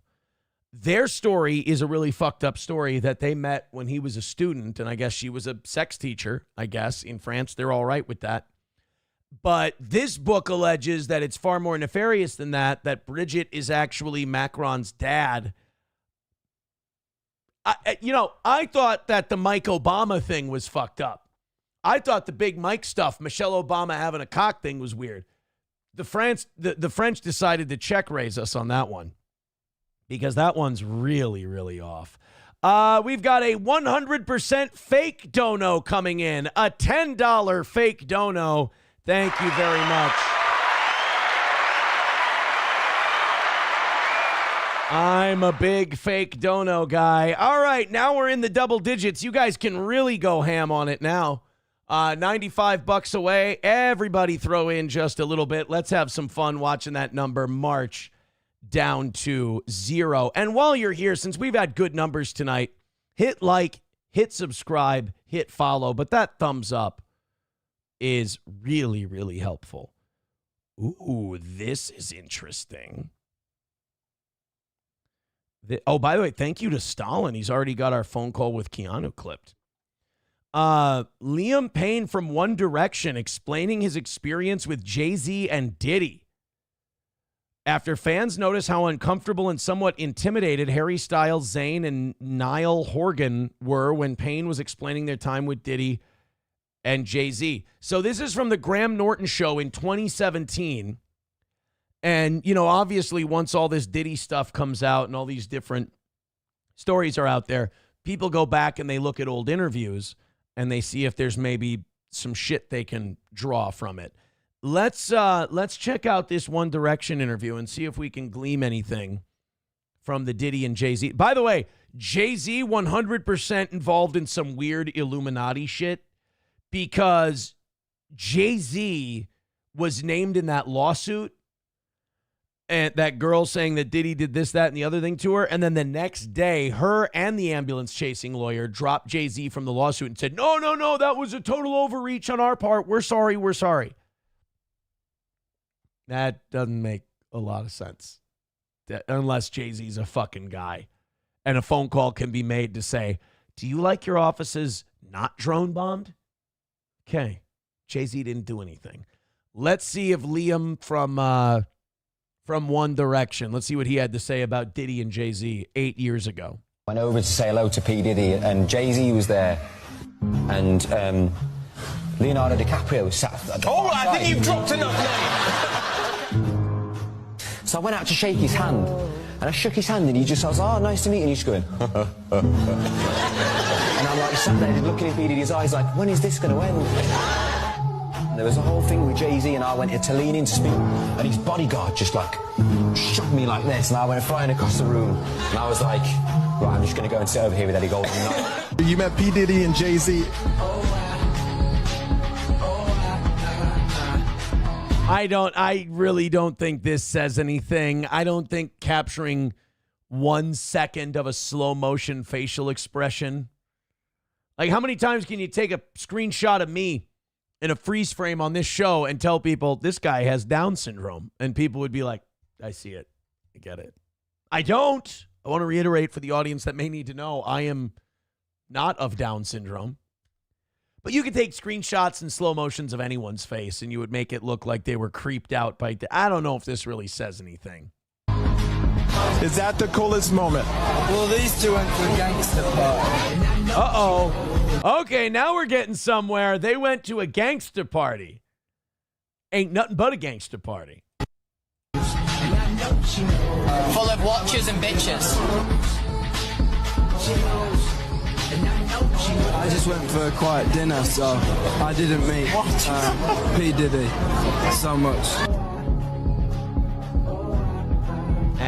I don't know, man. I'm gonna need more than that to say that the wonder. Plus, say what you want about P. Diddy and Jay-Z. I don't think their whole thing was like young boys. Like, everything they talk about with these Diddy parties was like they're trafficking hoes. And it's like some of it they said underage women, but they were like trafficking the hookers and the dancers, and they were, doing all of that stuff. I don't think there's been anybody who said like, oh yeah, young artists were brought in there and we did weird shit to them. I don't know. Let's go to Honky with $2. Says, Nick's watching you right now and cope tweeting something about a joke you made about the Cash Me Outside broad. He still loves you. I'm jealous. What I say about the Cash Me Outside broad? Is that, it really feels like you're kicking a wounded animal in the head, like a retarded duck right in the beak when you go back at him, because his jokes are so bad. They're like non sequitur, unrelated, lacking of any wit. It's like he threw lines at Keanu where the room went silent and he went, huh.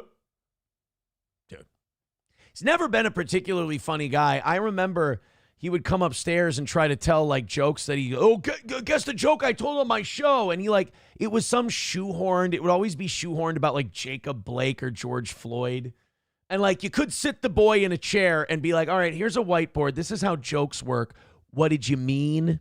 Where was like the turn of phrase or any irony? It seems like Nick's joke recipe is sex thing, black person, gay. And it's just, you can Mad Lib it from there. And 100%, I will be completely honest. If the audience for his jokes was just Nick, he killed. Nick always found himself very funny. But a lot of the people I was in the room with, when he'd reiterate these jokes, we'd kind of look at each other and go, all right. Yeah. No, Jacob Blake. Yeah, he's a black guy. He got shot by cops. Not really sure what that has to do with anything. But you're on another plane. I mean, it was a ketamine plane, but it's another plane. My Lost Interest says, kicking a duck in the beak. Beak is a good way to describe Nick. That wasn't even supposed to be a giant, disgusting, ugly nose thing. That's not what I meant. No, a lot of Nick's jokes, if I could describe them anyway, it would be like, have you ever watched a cop order food at Denny's? It would. Turtle Steel Shell helped me with that one. You son of a bitch.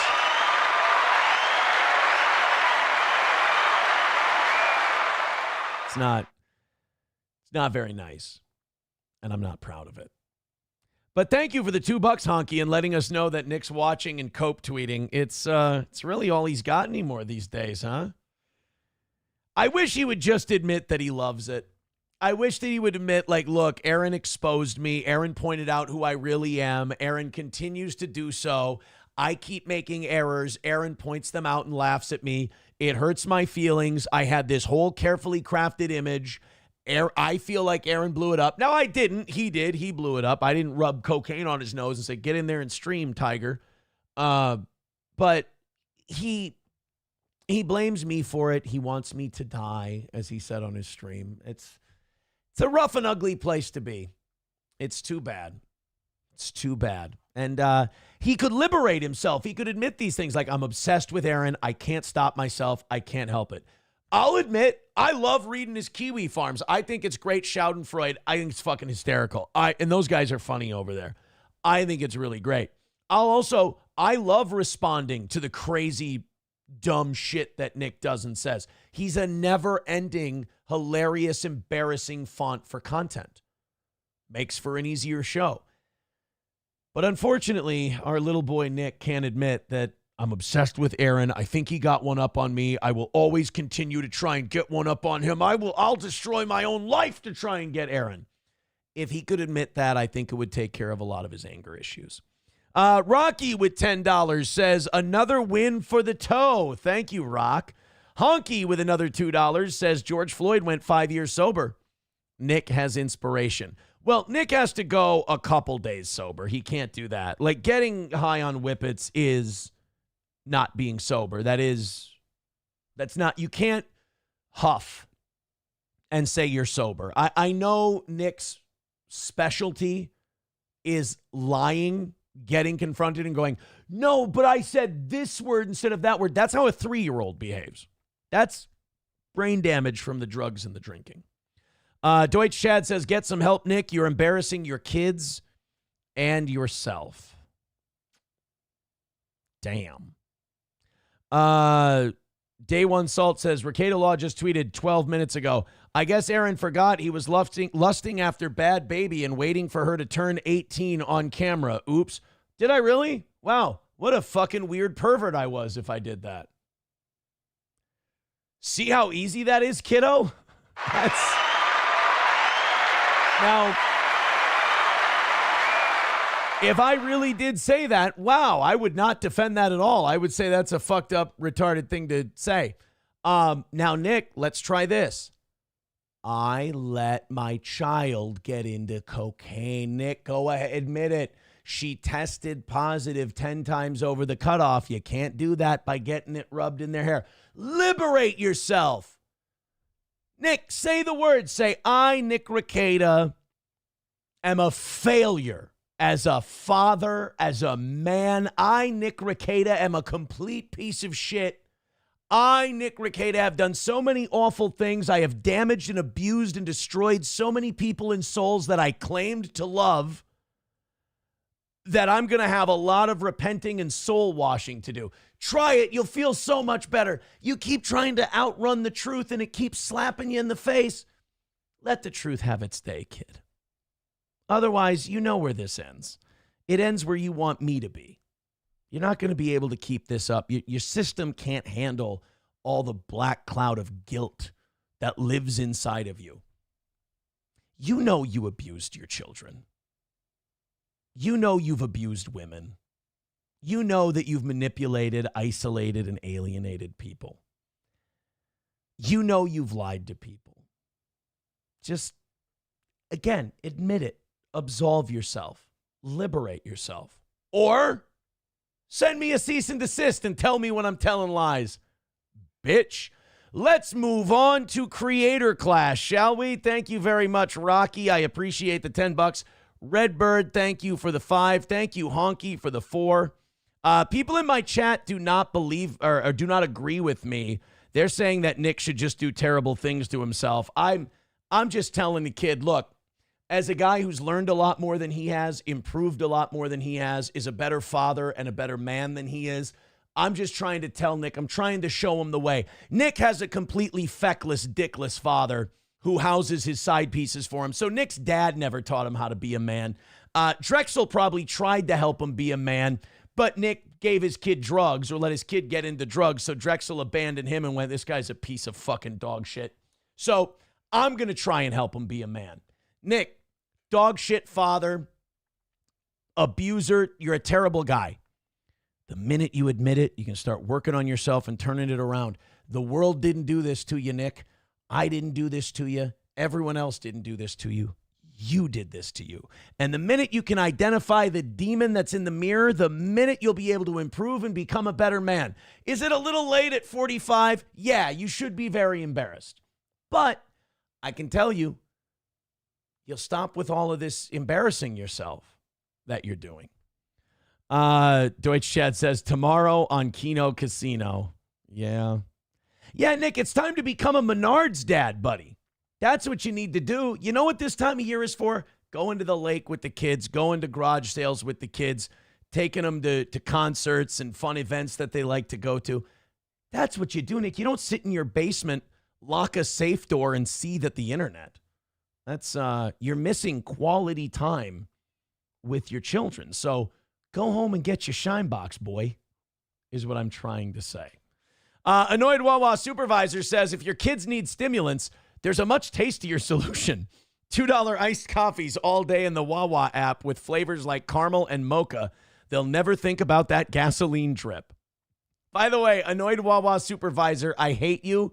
As we were driving back to the airport this weekend, we drove by a Wawa, and it was the only like show-related thing that popped into my head during vacation. Like I say, I'm very good at just leaving it all behind when I go on vacation. I love that. But I saw Wawa, and I thought of annoyed Wawa supervisor because one of their specials were out on the board, and it was like my streak had been broken. The streak had been broken where it's like, oh, God damn it, there's the show again. Annoyed Wawa supervisor says, and you stopped, right? I should have, because I forgot to put gas in the rental. So when we got back to the rental place, I turned around quick and had to go find a gas station. So yeah, I probably should have stopped at the old Wawa. Let's go. Numero uno Josh Denny fan with $1. Says, horrible idea, Toe. Rekieta should start directly competing with Josh Moon and start a show called Seething at the Internet. He's great at it.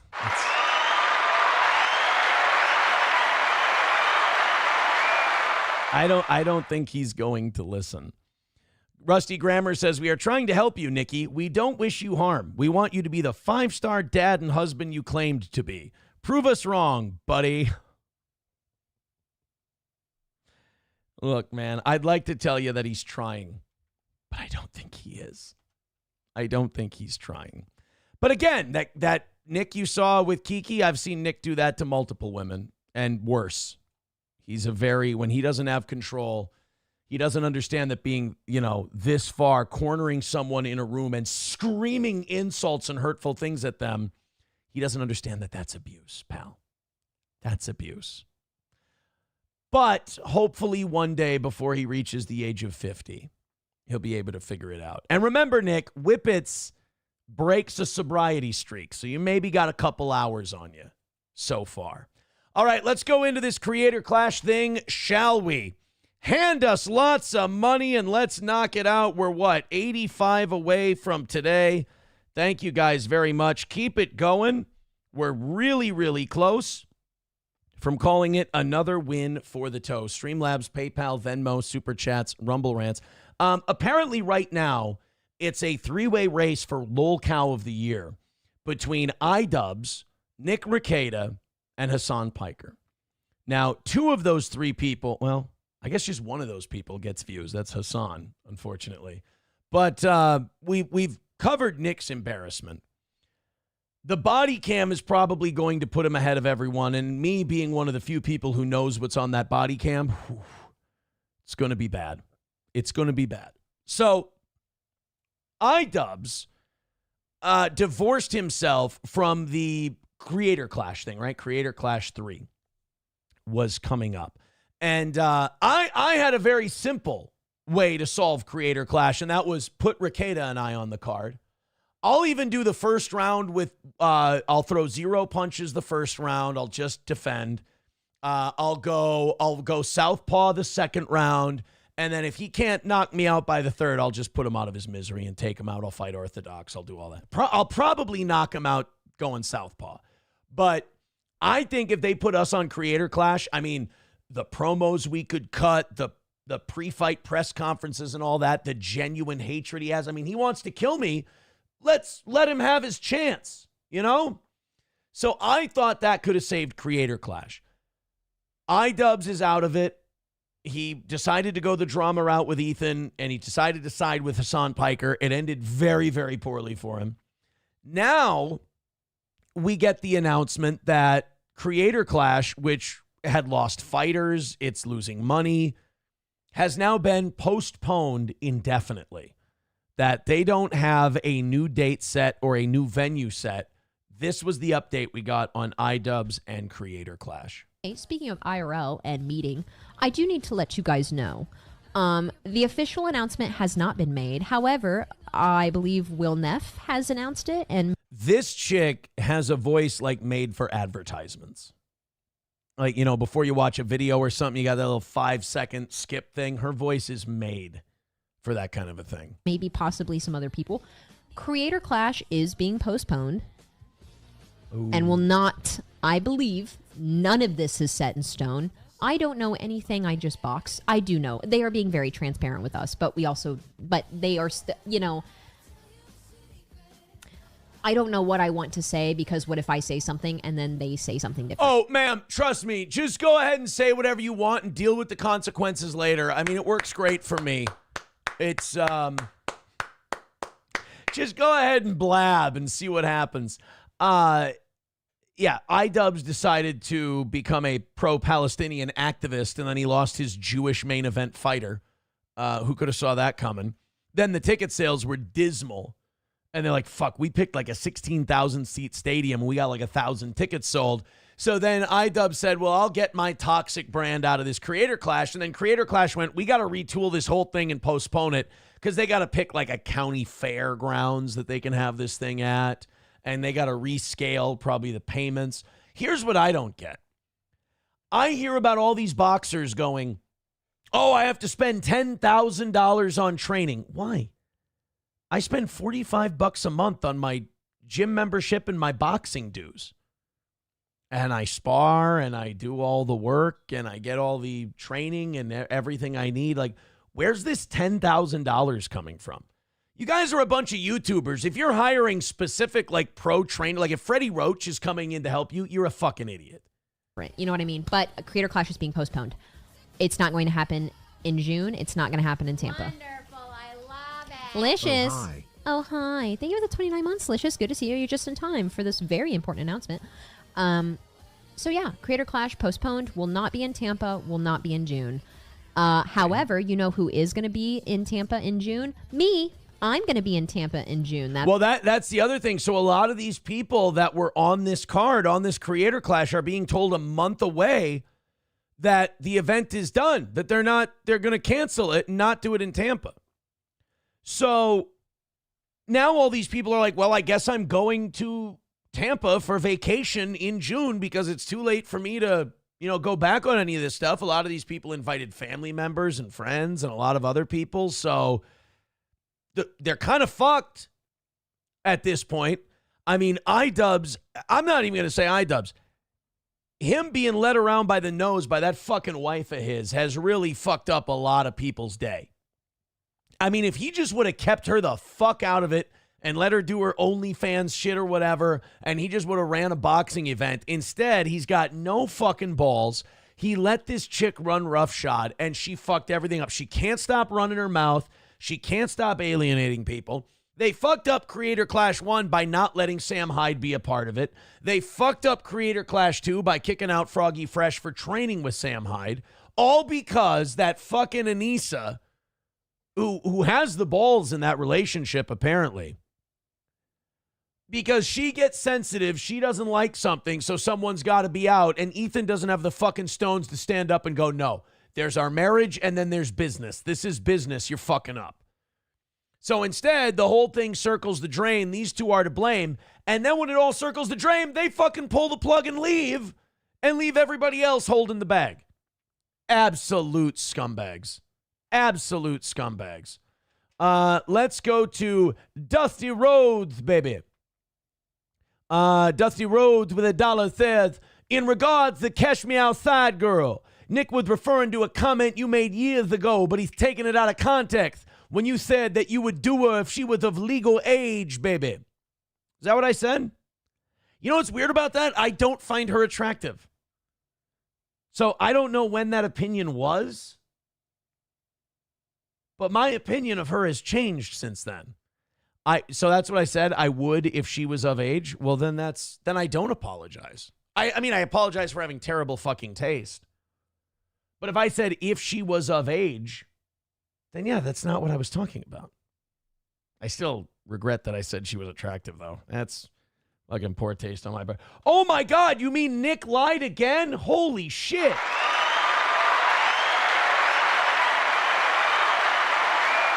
The guy can't stop posting his L's. Hey, Ross Project, thank you very much. $9.99 from him. He says, as someone with wildly successful grandparents who have donated a lot to good causes, Nick is a disgrace and a stain on his grandparents' memory and legacy.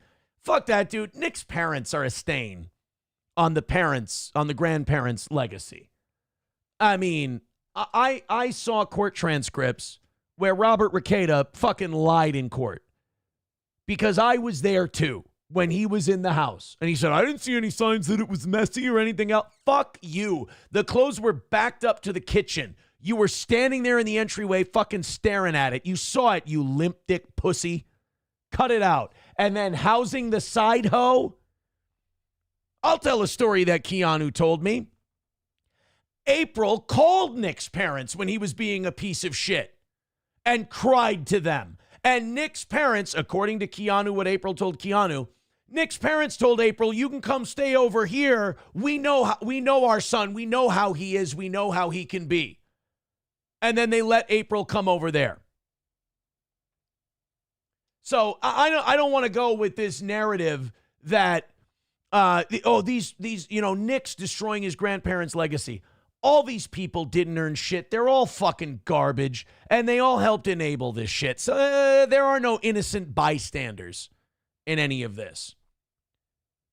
There's the people that I still have a shitload of respect for that called it out, including me, called out what the whole thing was, reported it as they should have, and Nick's very mad at them.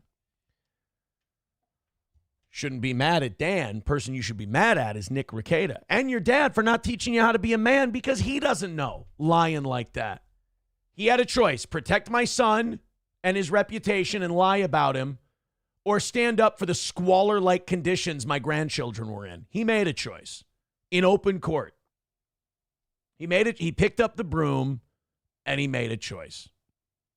Period. Nick, this is like the Keanu thing. You want to keep fucking doing this? We can go all day.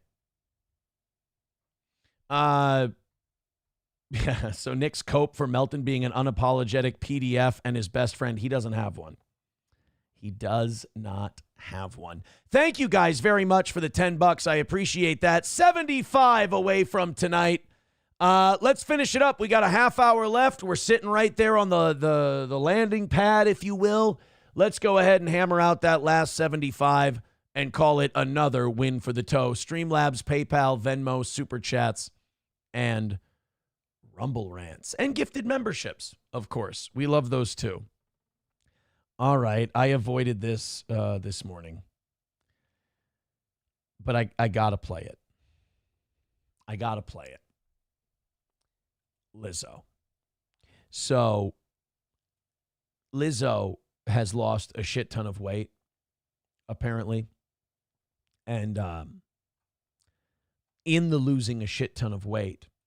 Now, Lizzo has done that thing that morbidly obese people do when they just become regular obese. They think they've become a supermodel. Please don't do that to us. If you want to be proud of the weight you lost, be proud of the weight you lost. That's awesome. I don't care how you did it. Hard work, diet, and exercise, Ozempic. I don't give a shit. The Ricada diet of cocaine and booze at 10 in the morning. I don't care how you did it. Sometimes 4 in the morning.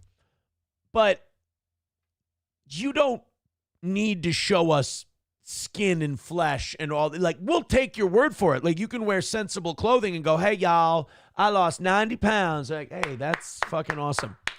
The minute you start thinking that you have to put on a stripper show for us when you lose your weight is the minute I'm like, I really want to be happy for you, but I really need to stop you from doing this for really the entire nation's health. This is Lizzo celebrating her weight loss. Enjoy. All summer I be shaking ass, I put that on my mama. Yeah, we getting money. Yeah, we getting paid. Shake that ass. Hit the stick. Okay, you're still obese. This is still an obesity epidemic crisis. You're still a statistic. You don't need to do that. When you're wearing the bottoms of your swim trunks and your stomach fat is still underneath your swim trunk bottoms, this is a problem. This is something that needs to be addressed before you ever decide to do something like this again. This is not okay. And I have a feeling I'm going to have to edit out whatever this song is that's playing in this clip, or I'm going to get in trouble. We forever getting money, you forever gonna be mad. Some like Barnaby, cause her niggas got the bag. Shake that ass, ho. When we go get a bag, ho. It's still full of like dimples and shit. And it's not like, and this is man or woman, I don't care. Remember when John Goodman lost all that weight and he had all that skin hanging all over himself? If John Goodman would have put out this video, he would be facing the same criticism. John Goodman had the good sense not to do that to us, which I appreciated. I'm glad you lost the weight. I'm proud of you. I mean, wonderful. Great job. We don't need to be involved. It's not necessary. It's kind of one of those things where it's like, no, we believe you. No, it's good. You look great. We don't need, you want a closer look, sugar? Not necessary at all. Will not be necessary. Thank you. Miss Tay gifting 5 memberships. Thank you very much. We want the gold, sucker. Hulk Hogan, we coming for you, nigga. Hey, pass along those 5 memberships. We appreciate that. That's very cool. And now that puts us down to 65 away from tonight. Guys, keep it going. Keep it going. 65 away with 25 minutes to go. Let's knock out the rest of it and call it a hey, I got it. Ready? Hey, 5 gifted memberships, 25 to go. Let's knock out the 65, get a win for the toe. You didn't know that I could do that. I'm freestyling on going back to my rap group days in high school. That's what the toe do. Hit like, hit subscribe, hit follow. If you feel like throwing a couple bucks at us, it's only going to take a couple more bucks for us to walk out of here with a win tonight. All right, my mentions are going fucking crazy again. I'm just checking them to see if any more drama has happened since I've last checked. Oh yeah. They're oh fuck. They are going at it. God damn Keanu. Well, it's a lot of fun. It's a lot of fun. Keanu is somebody had a really funny comment. Nick should reactivate April's Twitter account so she could tell her side of the story. He's getting fucking stomped out. He's getting his fucking head caved in right now. And he cannot help himself. Oh my God. MSO says, I really hope I can unsee that Lizzo thing. No. If it happened to me, it has to happen to you. That's the way it works. I can't help it.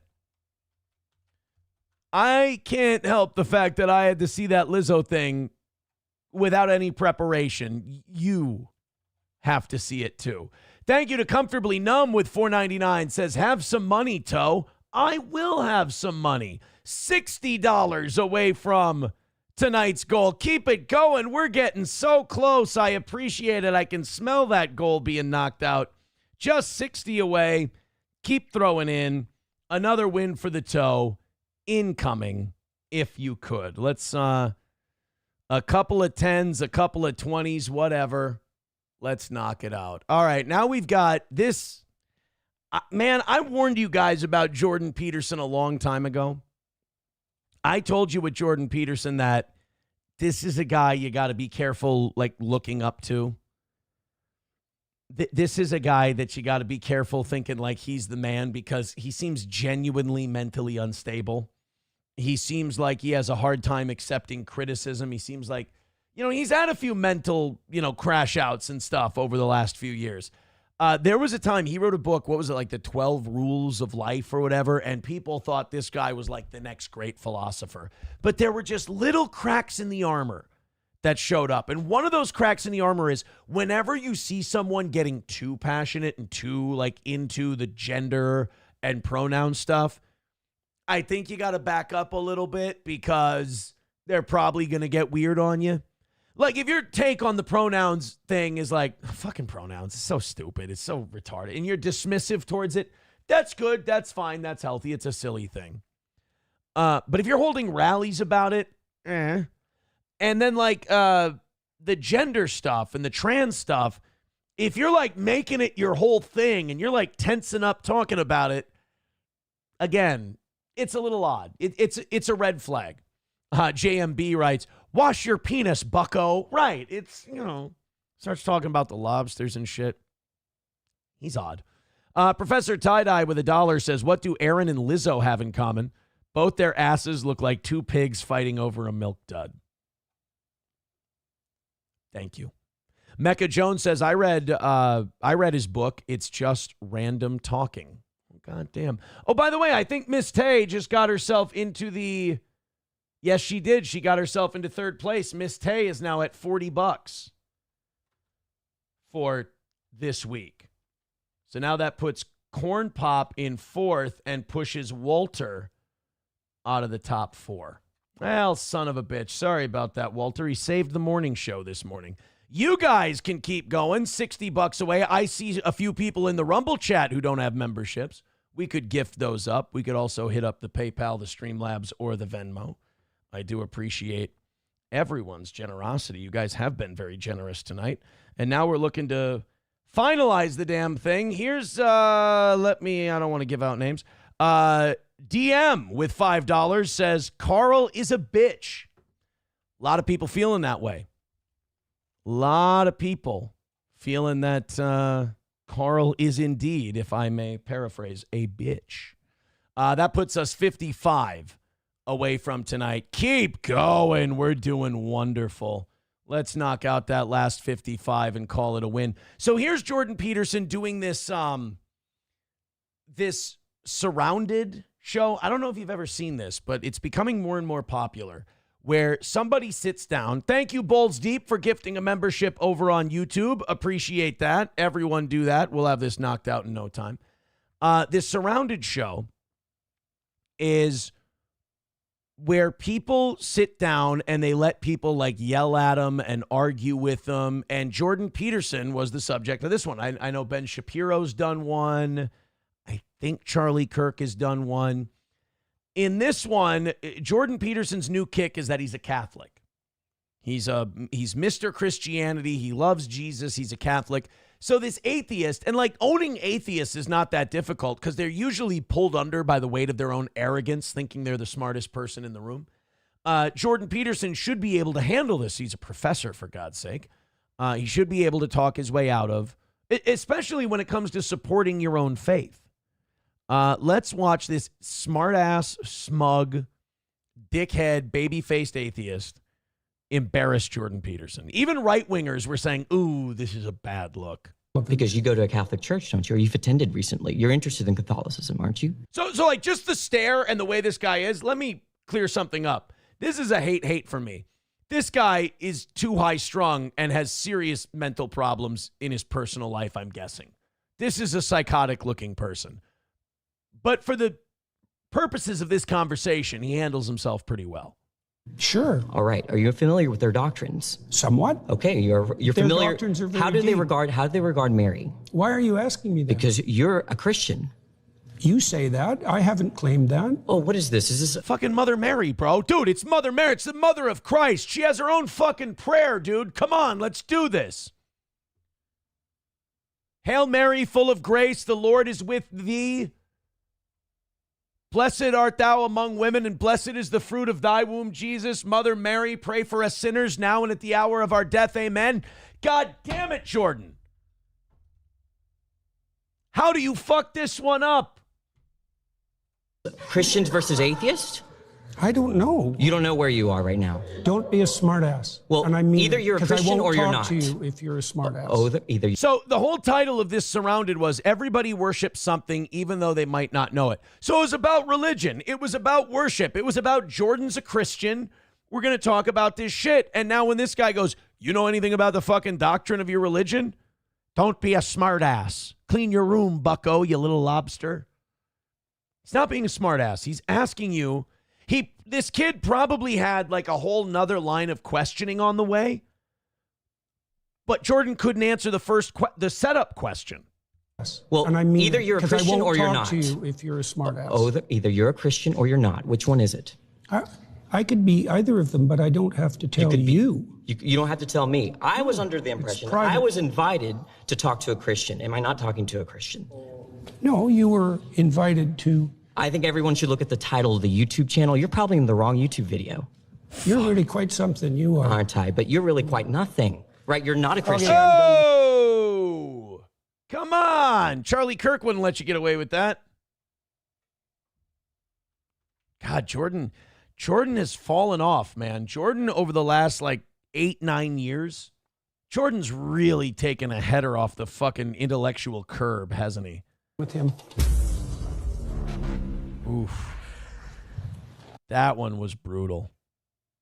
And I find atheists to be like remarkably douchey, but that was a win for the religious, or the non-religious on that one. RPG TV says, suffer, Jordan. Nick Rekieta told me I could piss on your show. $5 from Anonymous Fake Dono says, do you have an order of protection against Nick? His anger during his exchange with Kiki was concerning. If Nick ever showed his face anywhere near me, which he never would, I ain't going to be the one who's going to need protection if he tries to pull that shit. I ain't worried about Nick fucking Rekieta. Nick the Worm Rekieta. Like I said, if we wanted to save Creator Clash with that card, with that fight, in order to make it fair, round 1, no punching from me. Round 2, southpaw. If he can't get the job done by round 3, I'll put him out of his misery. I mean, he shows up in my fucking driveway. You don't think that I could make him part of the pavement if he tried some shit? I am not. You know, one of the wonderful things about knowing how to fight is you don't have to brag about knowing how to fight. You can let the reality do the talking. So no, order of protection, couple of things. I'm a public figure. You can pretty much say whatever you want about me. And that's like, again, when your enemy's making mistakes, don't interrupt them.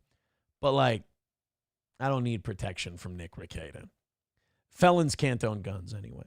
Halada Fachina with $10 says, here's to the toe from the guy who just found out I'm going to be a grandpa. Wow, congratulations, buddy.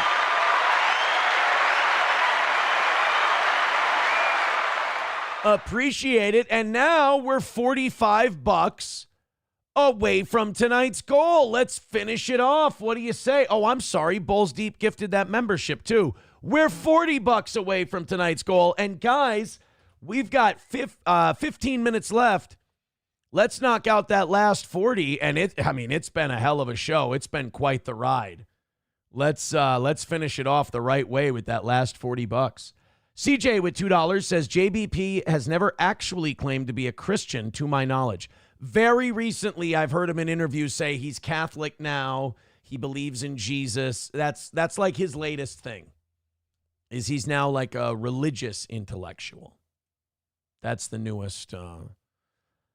I won't call it a grift, but he does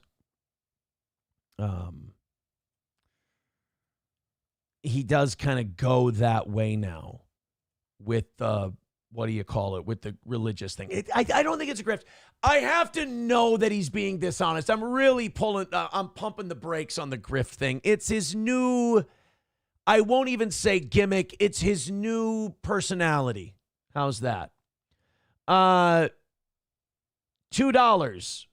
from numero uno Josh Denny fan says, did you just spend a minute telling us you'd kick Nick's ass if he tried anything, then cap it by saying if you know how to fight, you don't have to say it? Well, no, he was asking why I wouldn't get an order of protection. And it's because I can more than handle myself with Nick Rekieta. I don't have to go into detail. I don't need protection from Nick. That's very funny to me, the idea of needing protection from him. But like in terms of like, even if someone wanted to, like even if he wanted one from me, he already did that. Like Nick's already used his influence to complain to get a protection against me. Oh, I'm sorry. You didn't know that was for him? Yeah, that was for him. Orchestrated the whole deal by him. So he's already tried that route. Me, I'm a public figure. You can say whatever you want about me. Us getting orders of protection, you know, even if you wanted one, it's not as easy as non-public figures, shall we say. All right, guys, Streamlabs, Venmo, PayPal, etc. CJ with $2 says his wife became Catholic last year. He said he's not. Well, he just said in that thing that he was a religious guy and that he was Catholic. Let's get to the bottom of this. Jordan Peterson has not stated that he is a Catholic or that he practices Catholicism. His wife has embraced it after a miraculous recovery from cancer. He has not publicly identified with the faith. He has described himself politically as a classical liberal and traditionalist. All right, so not Catholic. I'm almost positive. Like I've heard, I'm not crazy. Refuses to identify as Christian in viral clip. Refuses to say he's Christian. Oh, this is all about that clip we just watched. Okay, everybody is talking about that. He says he really likes Christianity, but he's struggling with it. Well, then, okay, that makes it even weirder. Why was he doing a show where he was talking about being religious? It's odd to me. Numero uno Josh Denny fan with $2 says Nick should make this creator clash thing happen. He's a big-time streamer. He can pull some strings, can't he? Or is he afraid? I mean, I'd be afraid if I were him. It's not fair. It's not a fair fight. Nick versus me. I mean, I'd actually have a lot of respect for him if he actually did that. But he's not a big-time streamer anymore. He's kind of down here with the rest of us. So, I mean, you go subscriber to view ratio, I'm kicking his ass. Wally World with $5 says, who wins in 100 Knicks versus Aaron? Yeah, that would be the fair fight. I'm the gorilla. Or the bull again. I don't know. The bull, gorilla, you guys can pick the animal. I don't know. Versus 100 Knicks. I don't know. It depends. If I'm in the room and there's a partially opened door, then he will feverishly try to run into it like he used to. That's he will try to do that. All right, guys, $35 away from tonight. Let's go. We got $35 left. We got 10 minutes left. Let's do it. Throw in a couple of bucks. Another win for the toe. Let's see if we can get that last 30 hammered out in these next 10 minutes. I think we should be able to do it. It's a very inconsequential number. Now we're kind of at that point in the show where I'm like, look, now it's ego. I want to knock out that last 30. Go ahead and team up and do it. You guys have been doing an awesome job with it so far tonight. Let's bring her in for a landing in the next 10. Did you see the Barack Obama, what do you call it, the Secret Service cat fight? Nick the Milkman with $2 says, cuckatoo is what you are as an animal. You son of a bitch, Nick the Milkman. Next time you do that, do the whole 35 to knock out the rest of the goal. You got by cheap with the $2 cheap shot, Milkman, you son of a bitch. Little under 35 away from tonight. Finish it off. Streamlabs, PayPal, Venmo, Super Chats, Rumble Rants, gifted subs and memberships. The Secret Service that looks after Barack Obama was outside of his residence this weekend. And one of the Secret Service agents was late. So the other Secret Service agent confronted them on it, and they had a goddamn fight outside the ex-president's residence they were supposed to be guarding. It was two women. It was a cat fight. People are calling this a great example of DEI. Now, I'll be very honest. I don't think there should be female Secret Service agents until we've run out of men who want to do the job. I just think it's probably a job that men are better equipped for than women are. Ross Project with $1.99 says, Queen Kiki, the troll slayer. She certainly is. She certainly is. Thank you, Ross Project. About $30 away from finishing off tonight's goal. Get in there and do it, kids. We've got $30 to go. Let's finish it off and call it a win for the toe. We got 7 minutes to do it. Let's check out this Barack Obama Secret Service cat fight.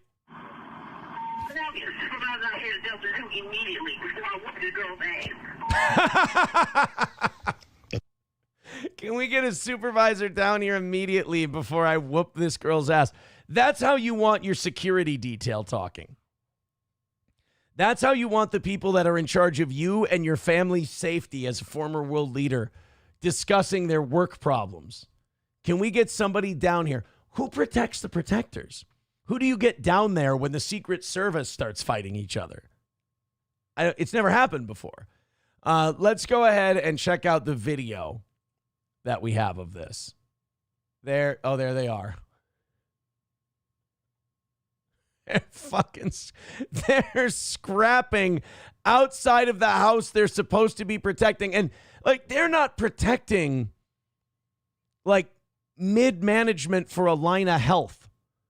It's the goddamn former president of the United States. They got to make sure nobody gets pictures of his wife's dick. This is a very important job these women have to do.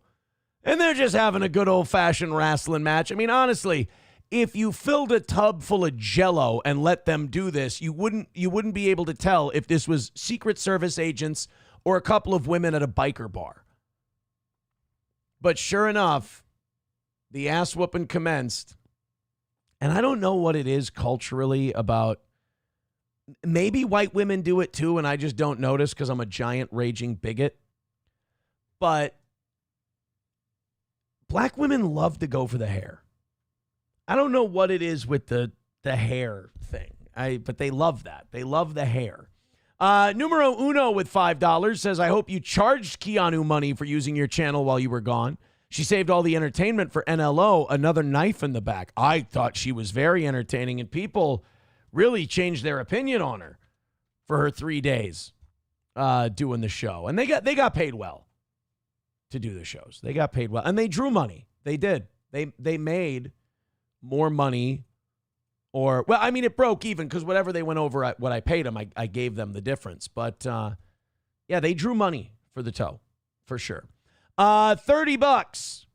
$30 away from tonight's goal. Let's finish it off, boys and girls. A $30 run in the next 5 minutes.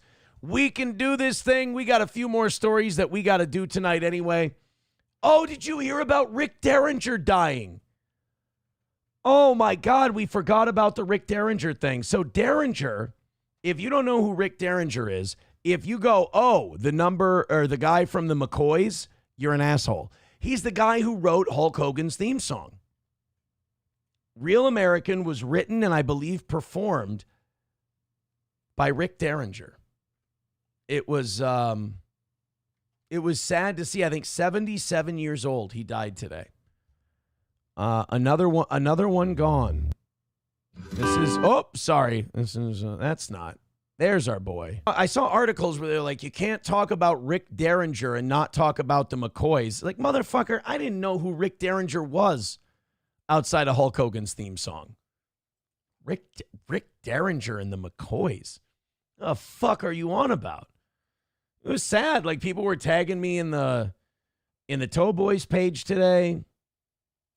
And they were telling me, they're going, Aaron, you killed another one. And so I would never harm a hair on Rick Derringer's head.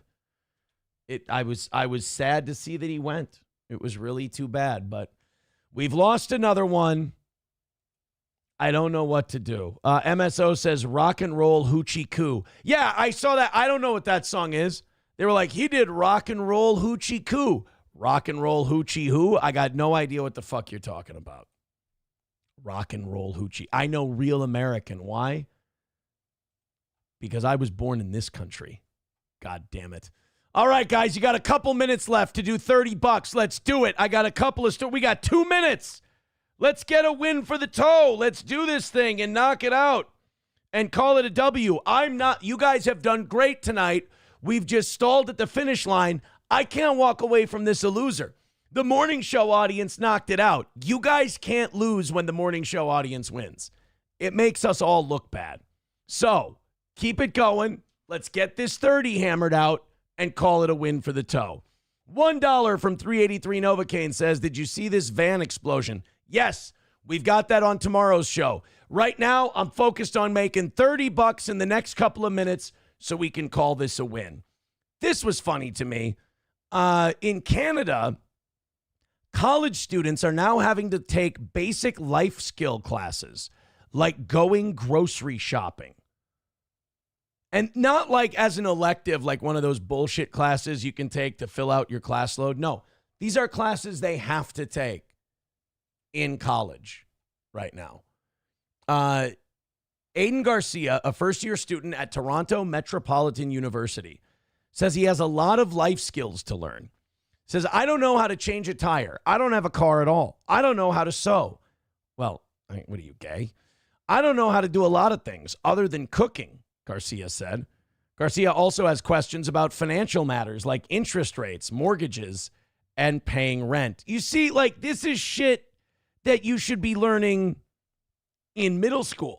Like, this is shit you should be learning like early on in your education. This is not shit that we should be like by the time it's college, it's over. Like, you're already taking loans that have interest rates. You should know what interest rates are. You're funding your school. You're funding you're paying for your education with a loan that takes interest. By the way, DM, thank you very much for the $5. $25 away from tonight's goal. Guys, I'm going to keep doing these stories. I'm knocking out this 25. I'm not taking the L. We got way too fucking close tonight. Keep throwing in. I got nowhere to go, nowhere to be. I'm going to keep doing these stories. You guys throw in the $30.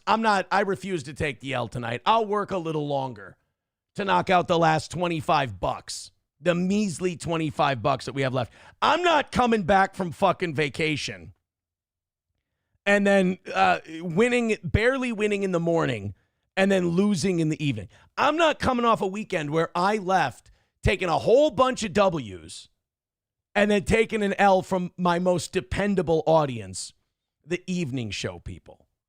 So let's get that $25 in and call this a win for the toe. Annoyed Wally. Oh, there's Wally World with 5 gifted memberships. Well, there we go.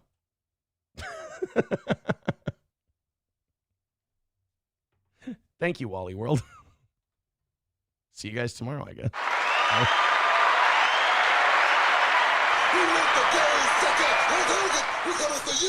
Oh, well, that was fun, wasn't it? Never mind. We made it on time. And Wally World is now at $30. Does that get him? That doesn't quite get him in the top 5. But he's at $30. Now everybody's mad at Wally World because they're like, we could have done a thing. We could have kept him here longer.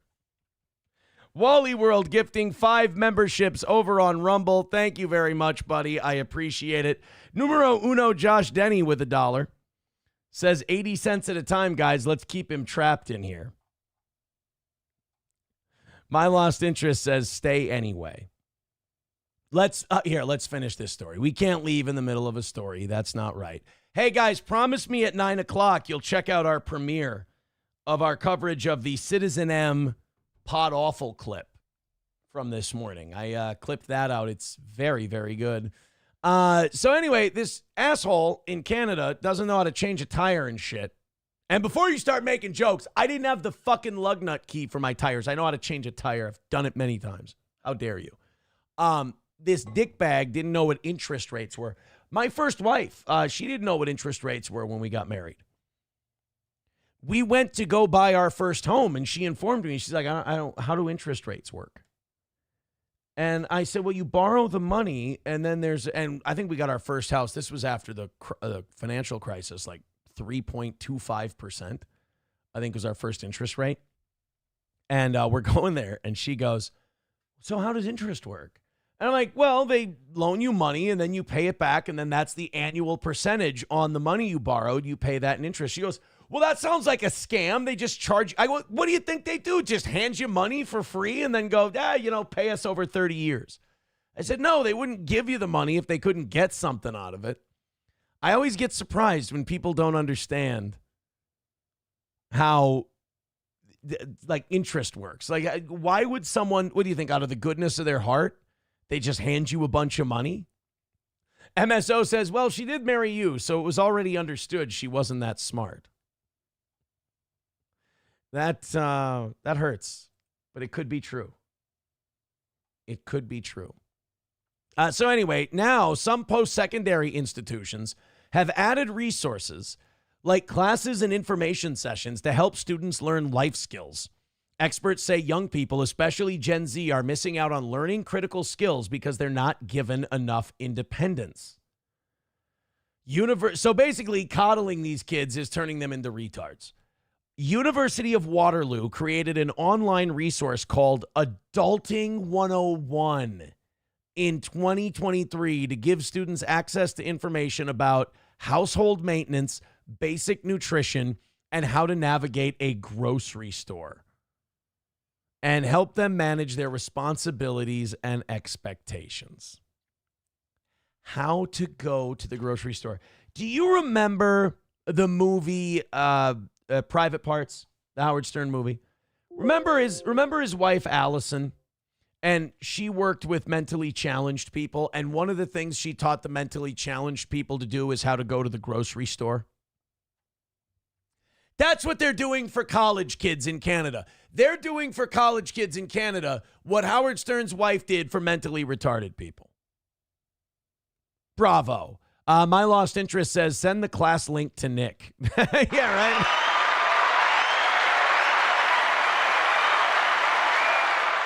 He might, you know what? That would be actually very helpful of me, I believe.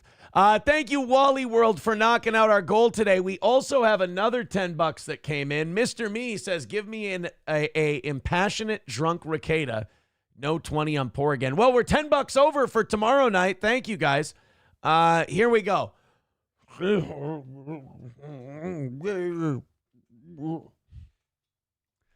Oh, thank you, Keanu, for joining the show tonight. She made it very, very fun. Thank you, all you guys. The chat was incredible tonight, and I look forward to a great show tomorrow. Come by, say hello. Another win for the toe. Take it easy. Have a great rest of your night.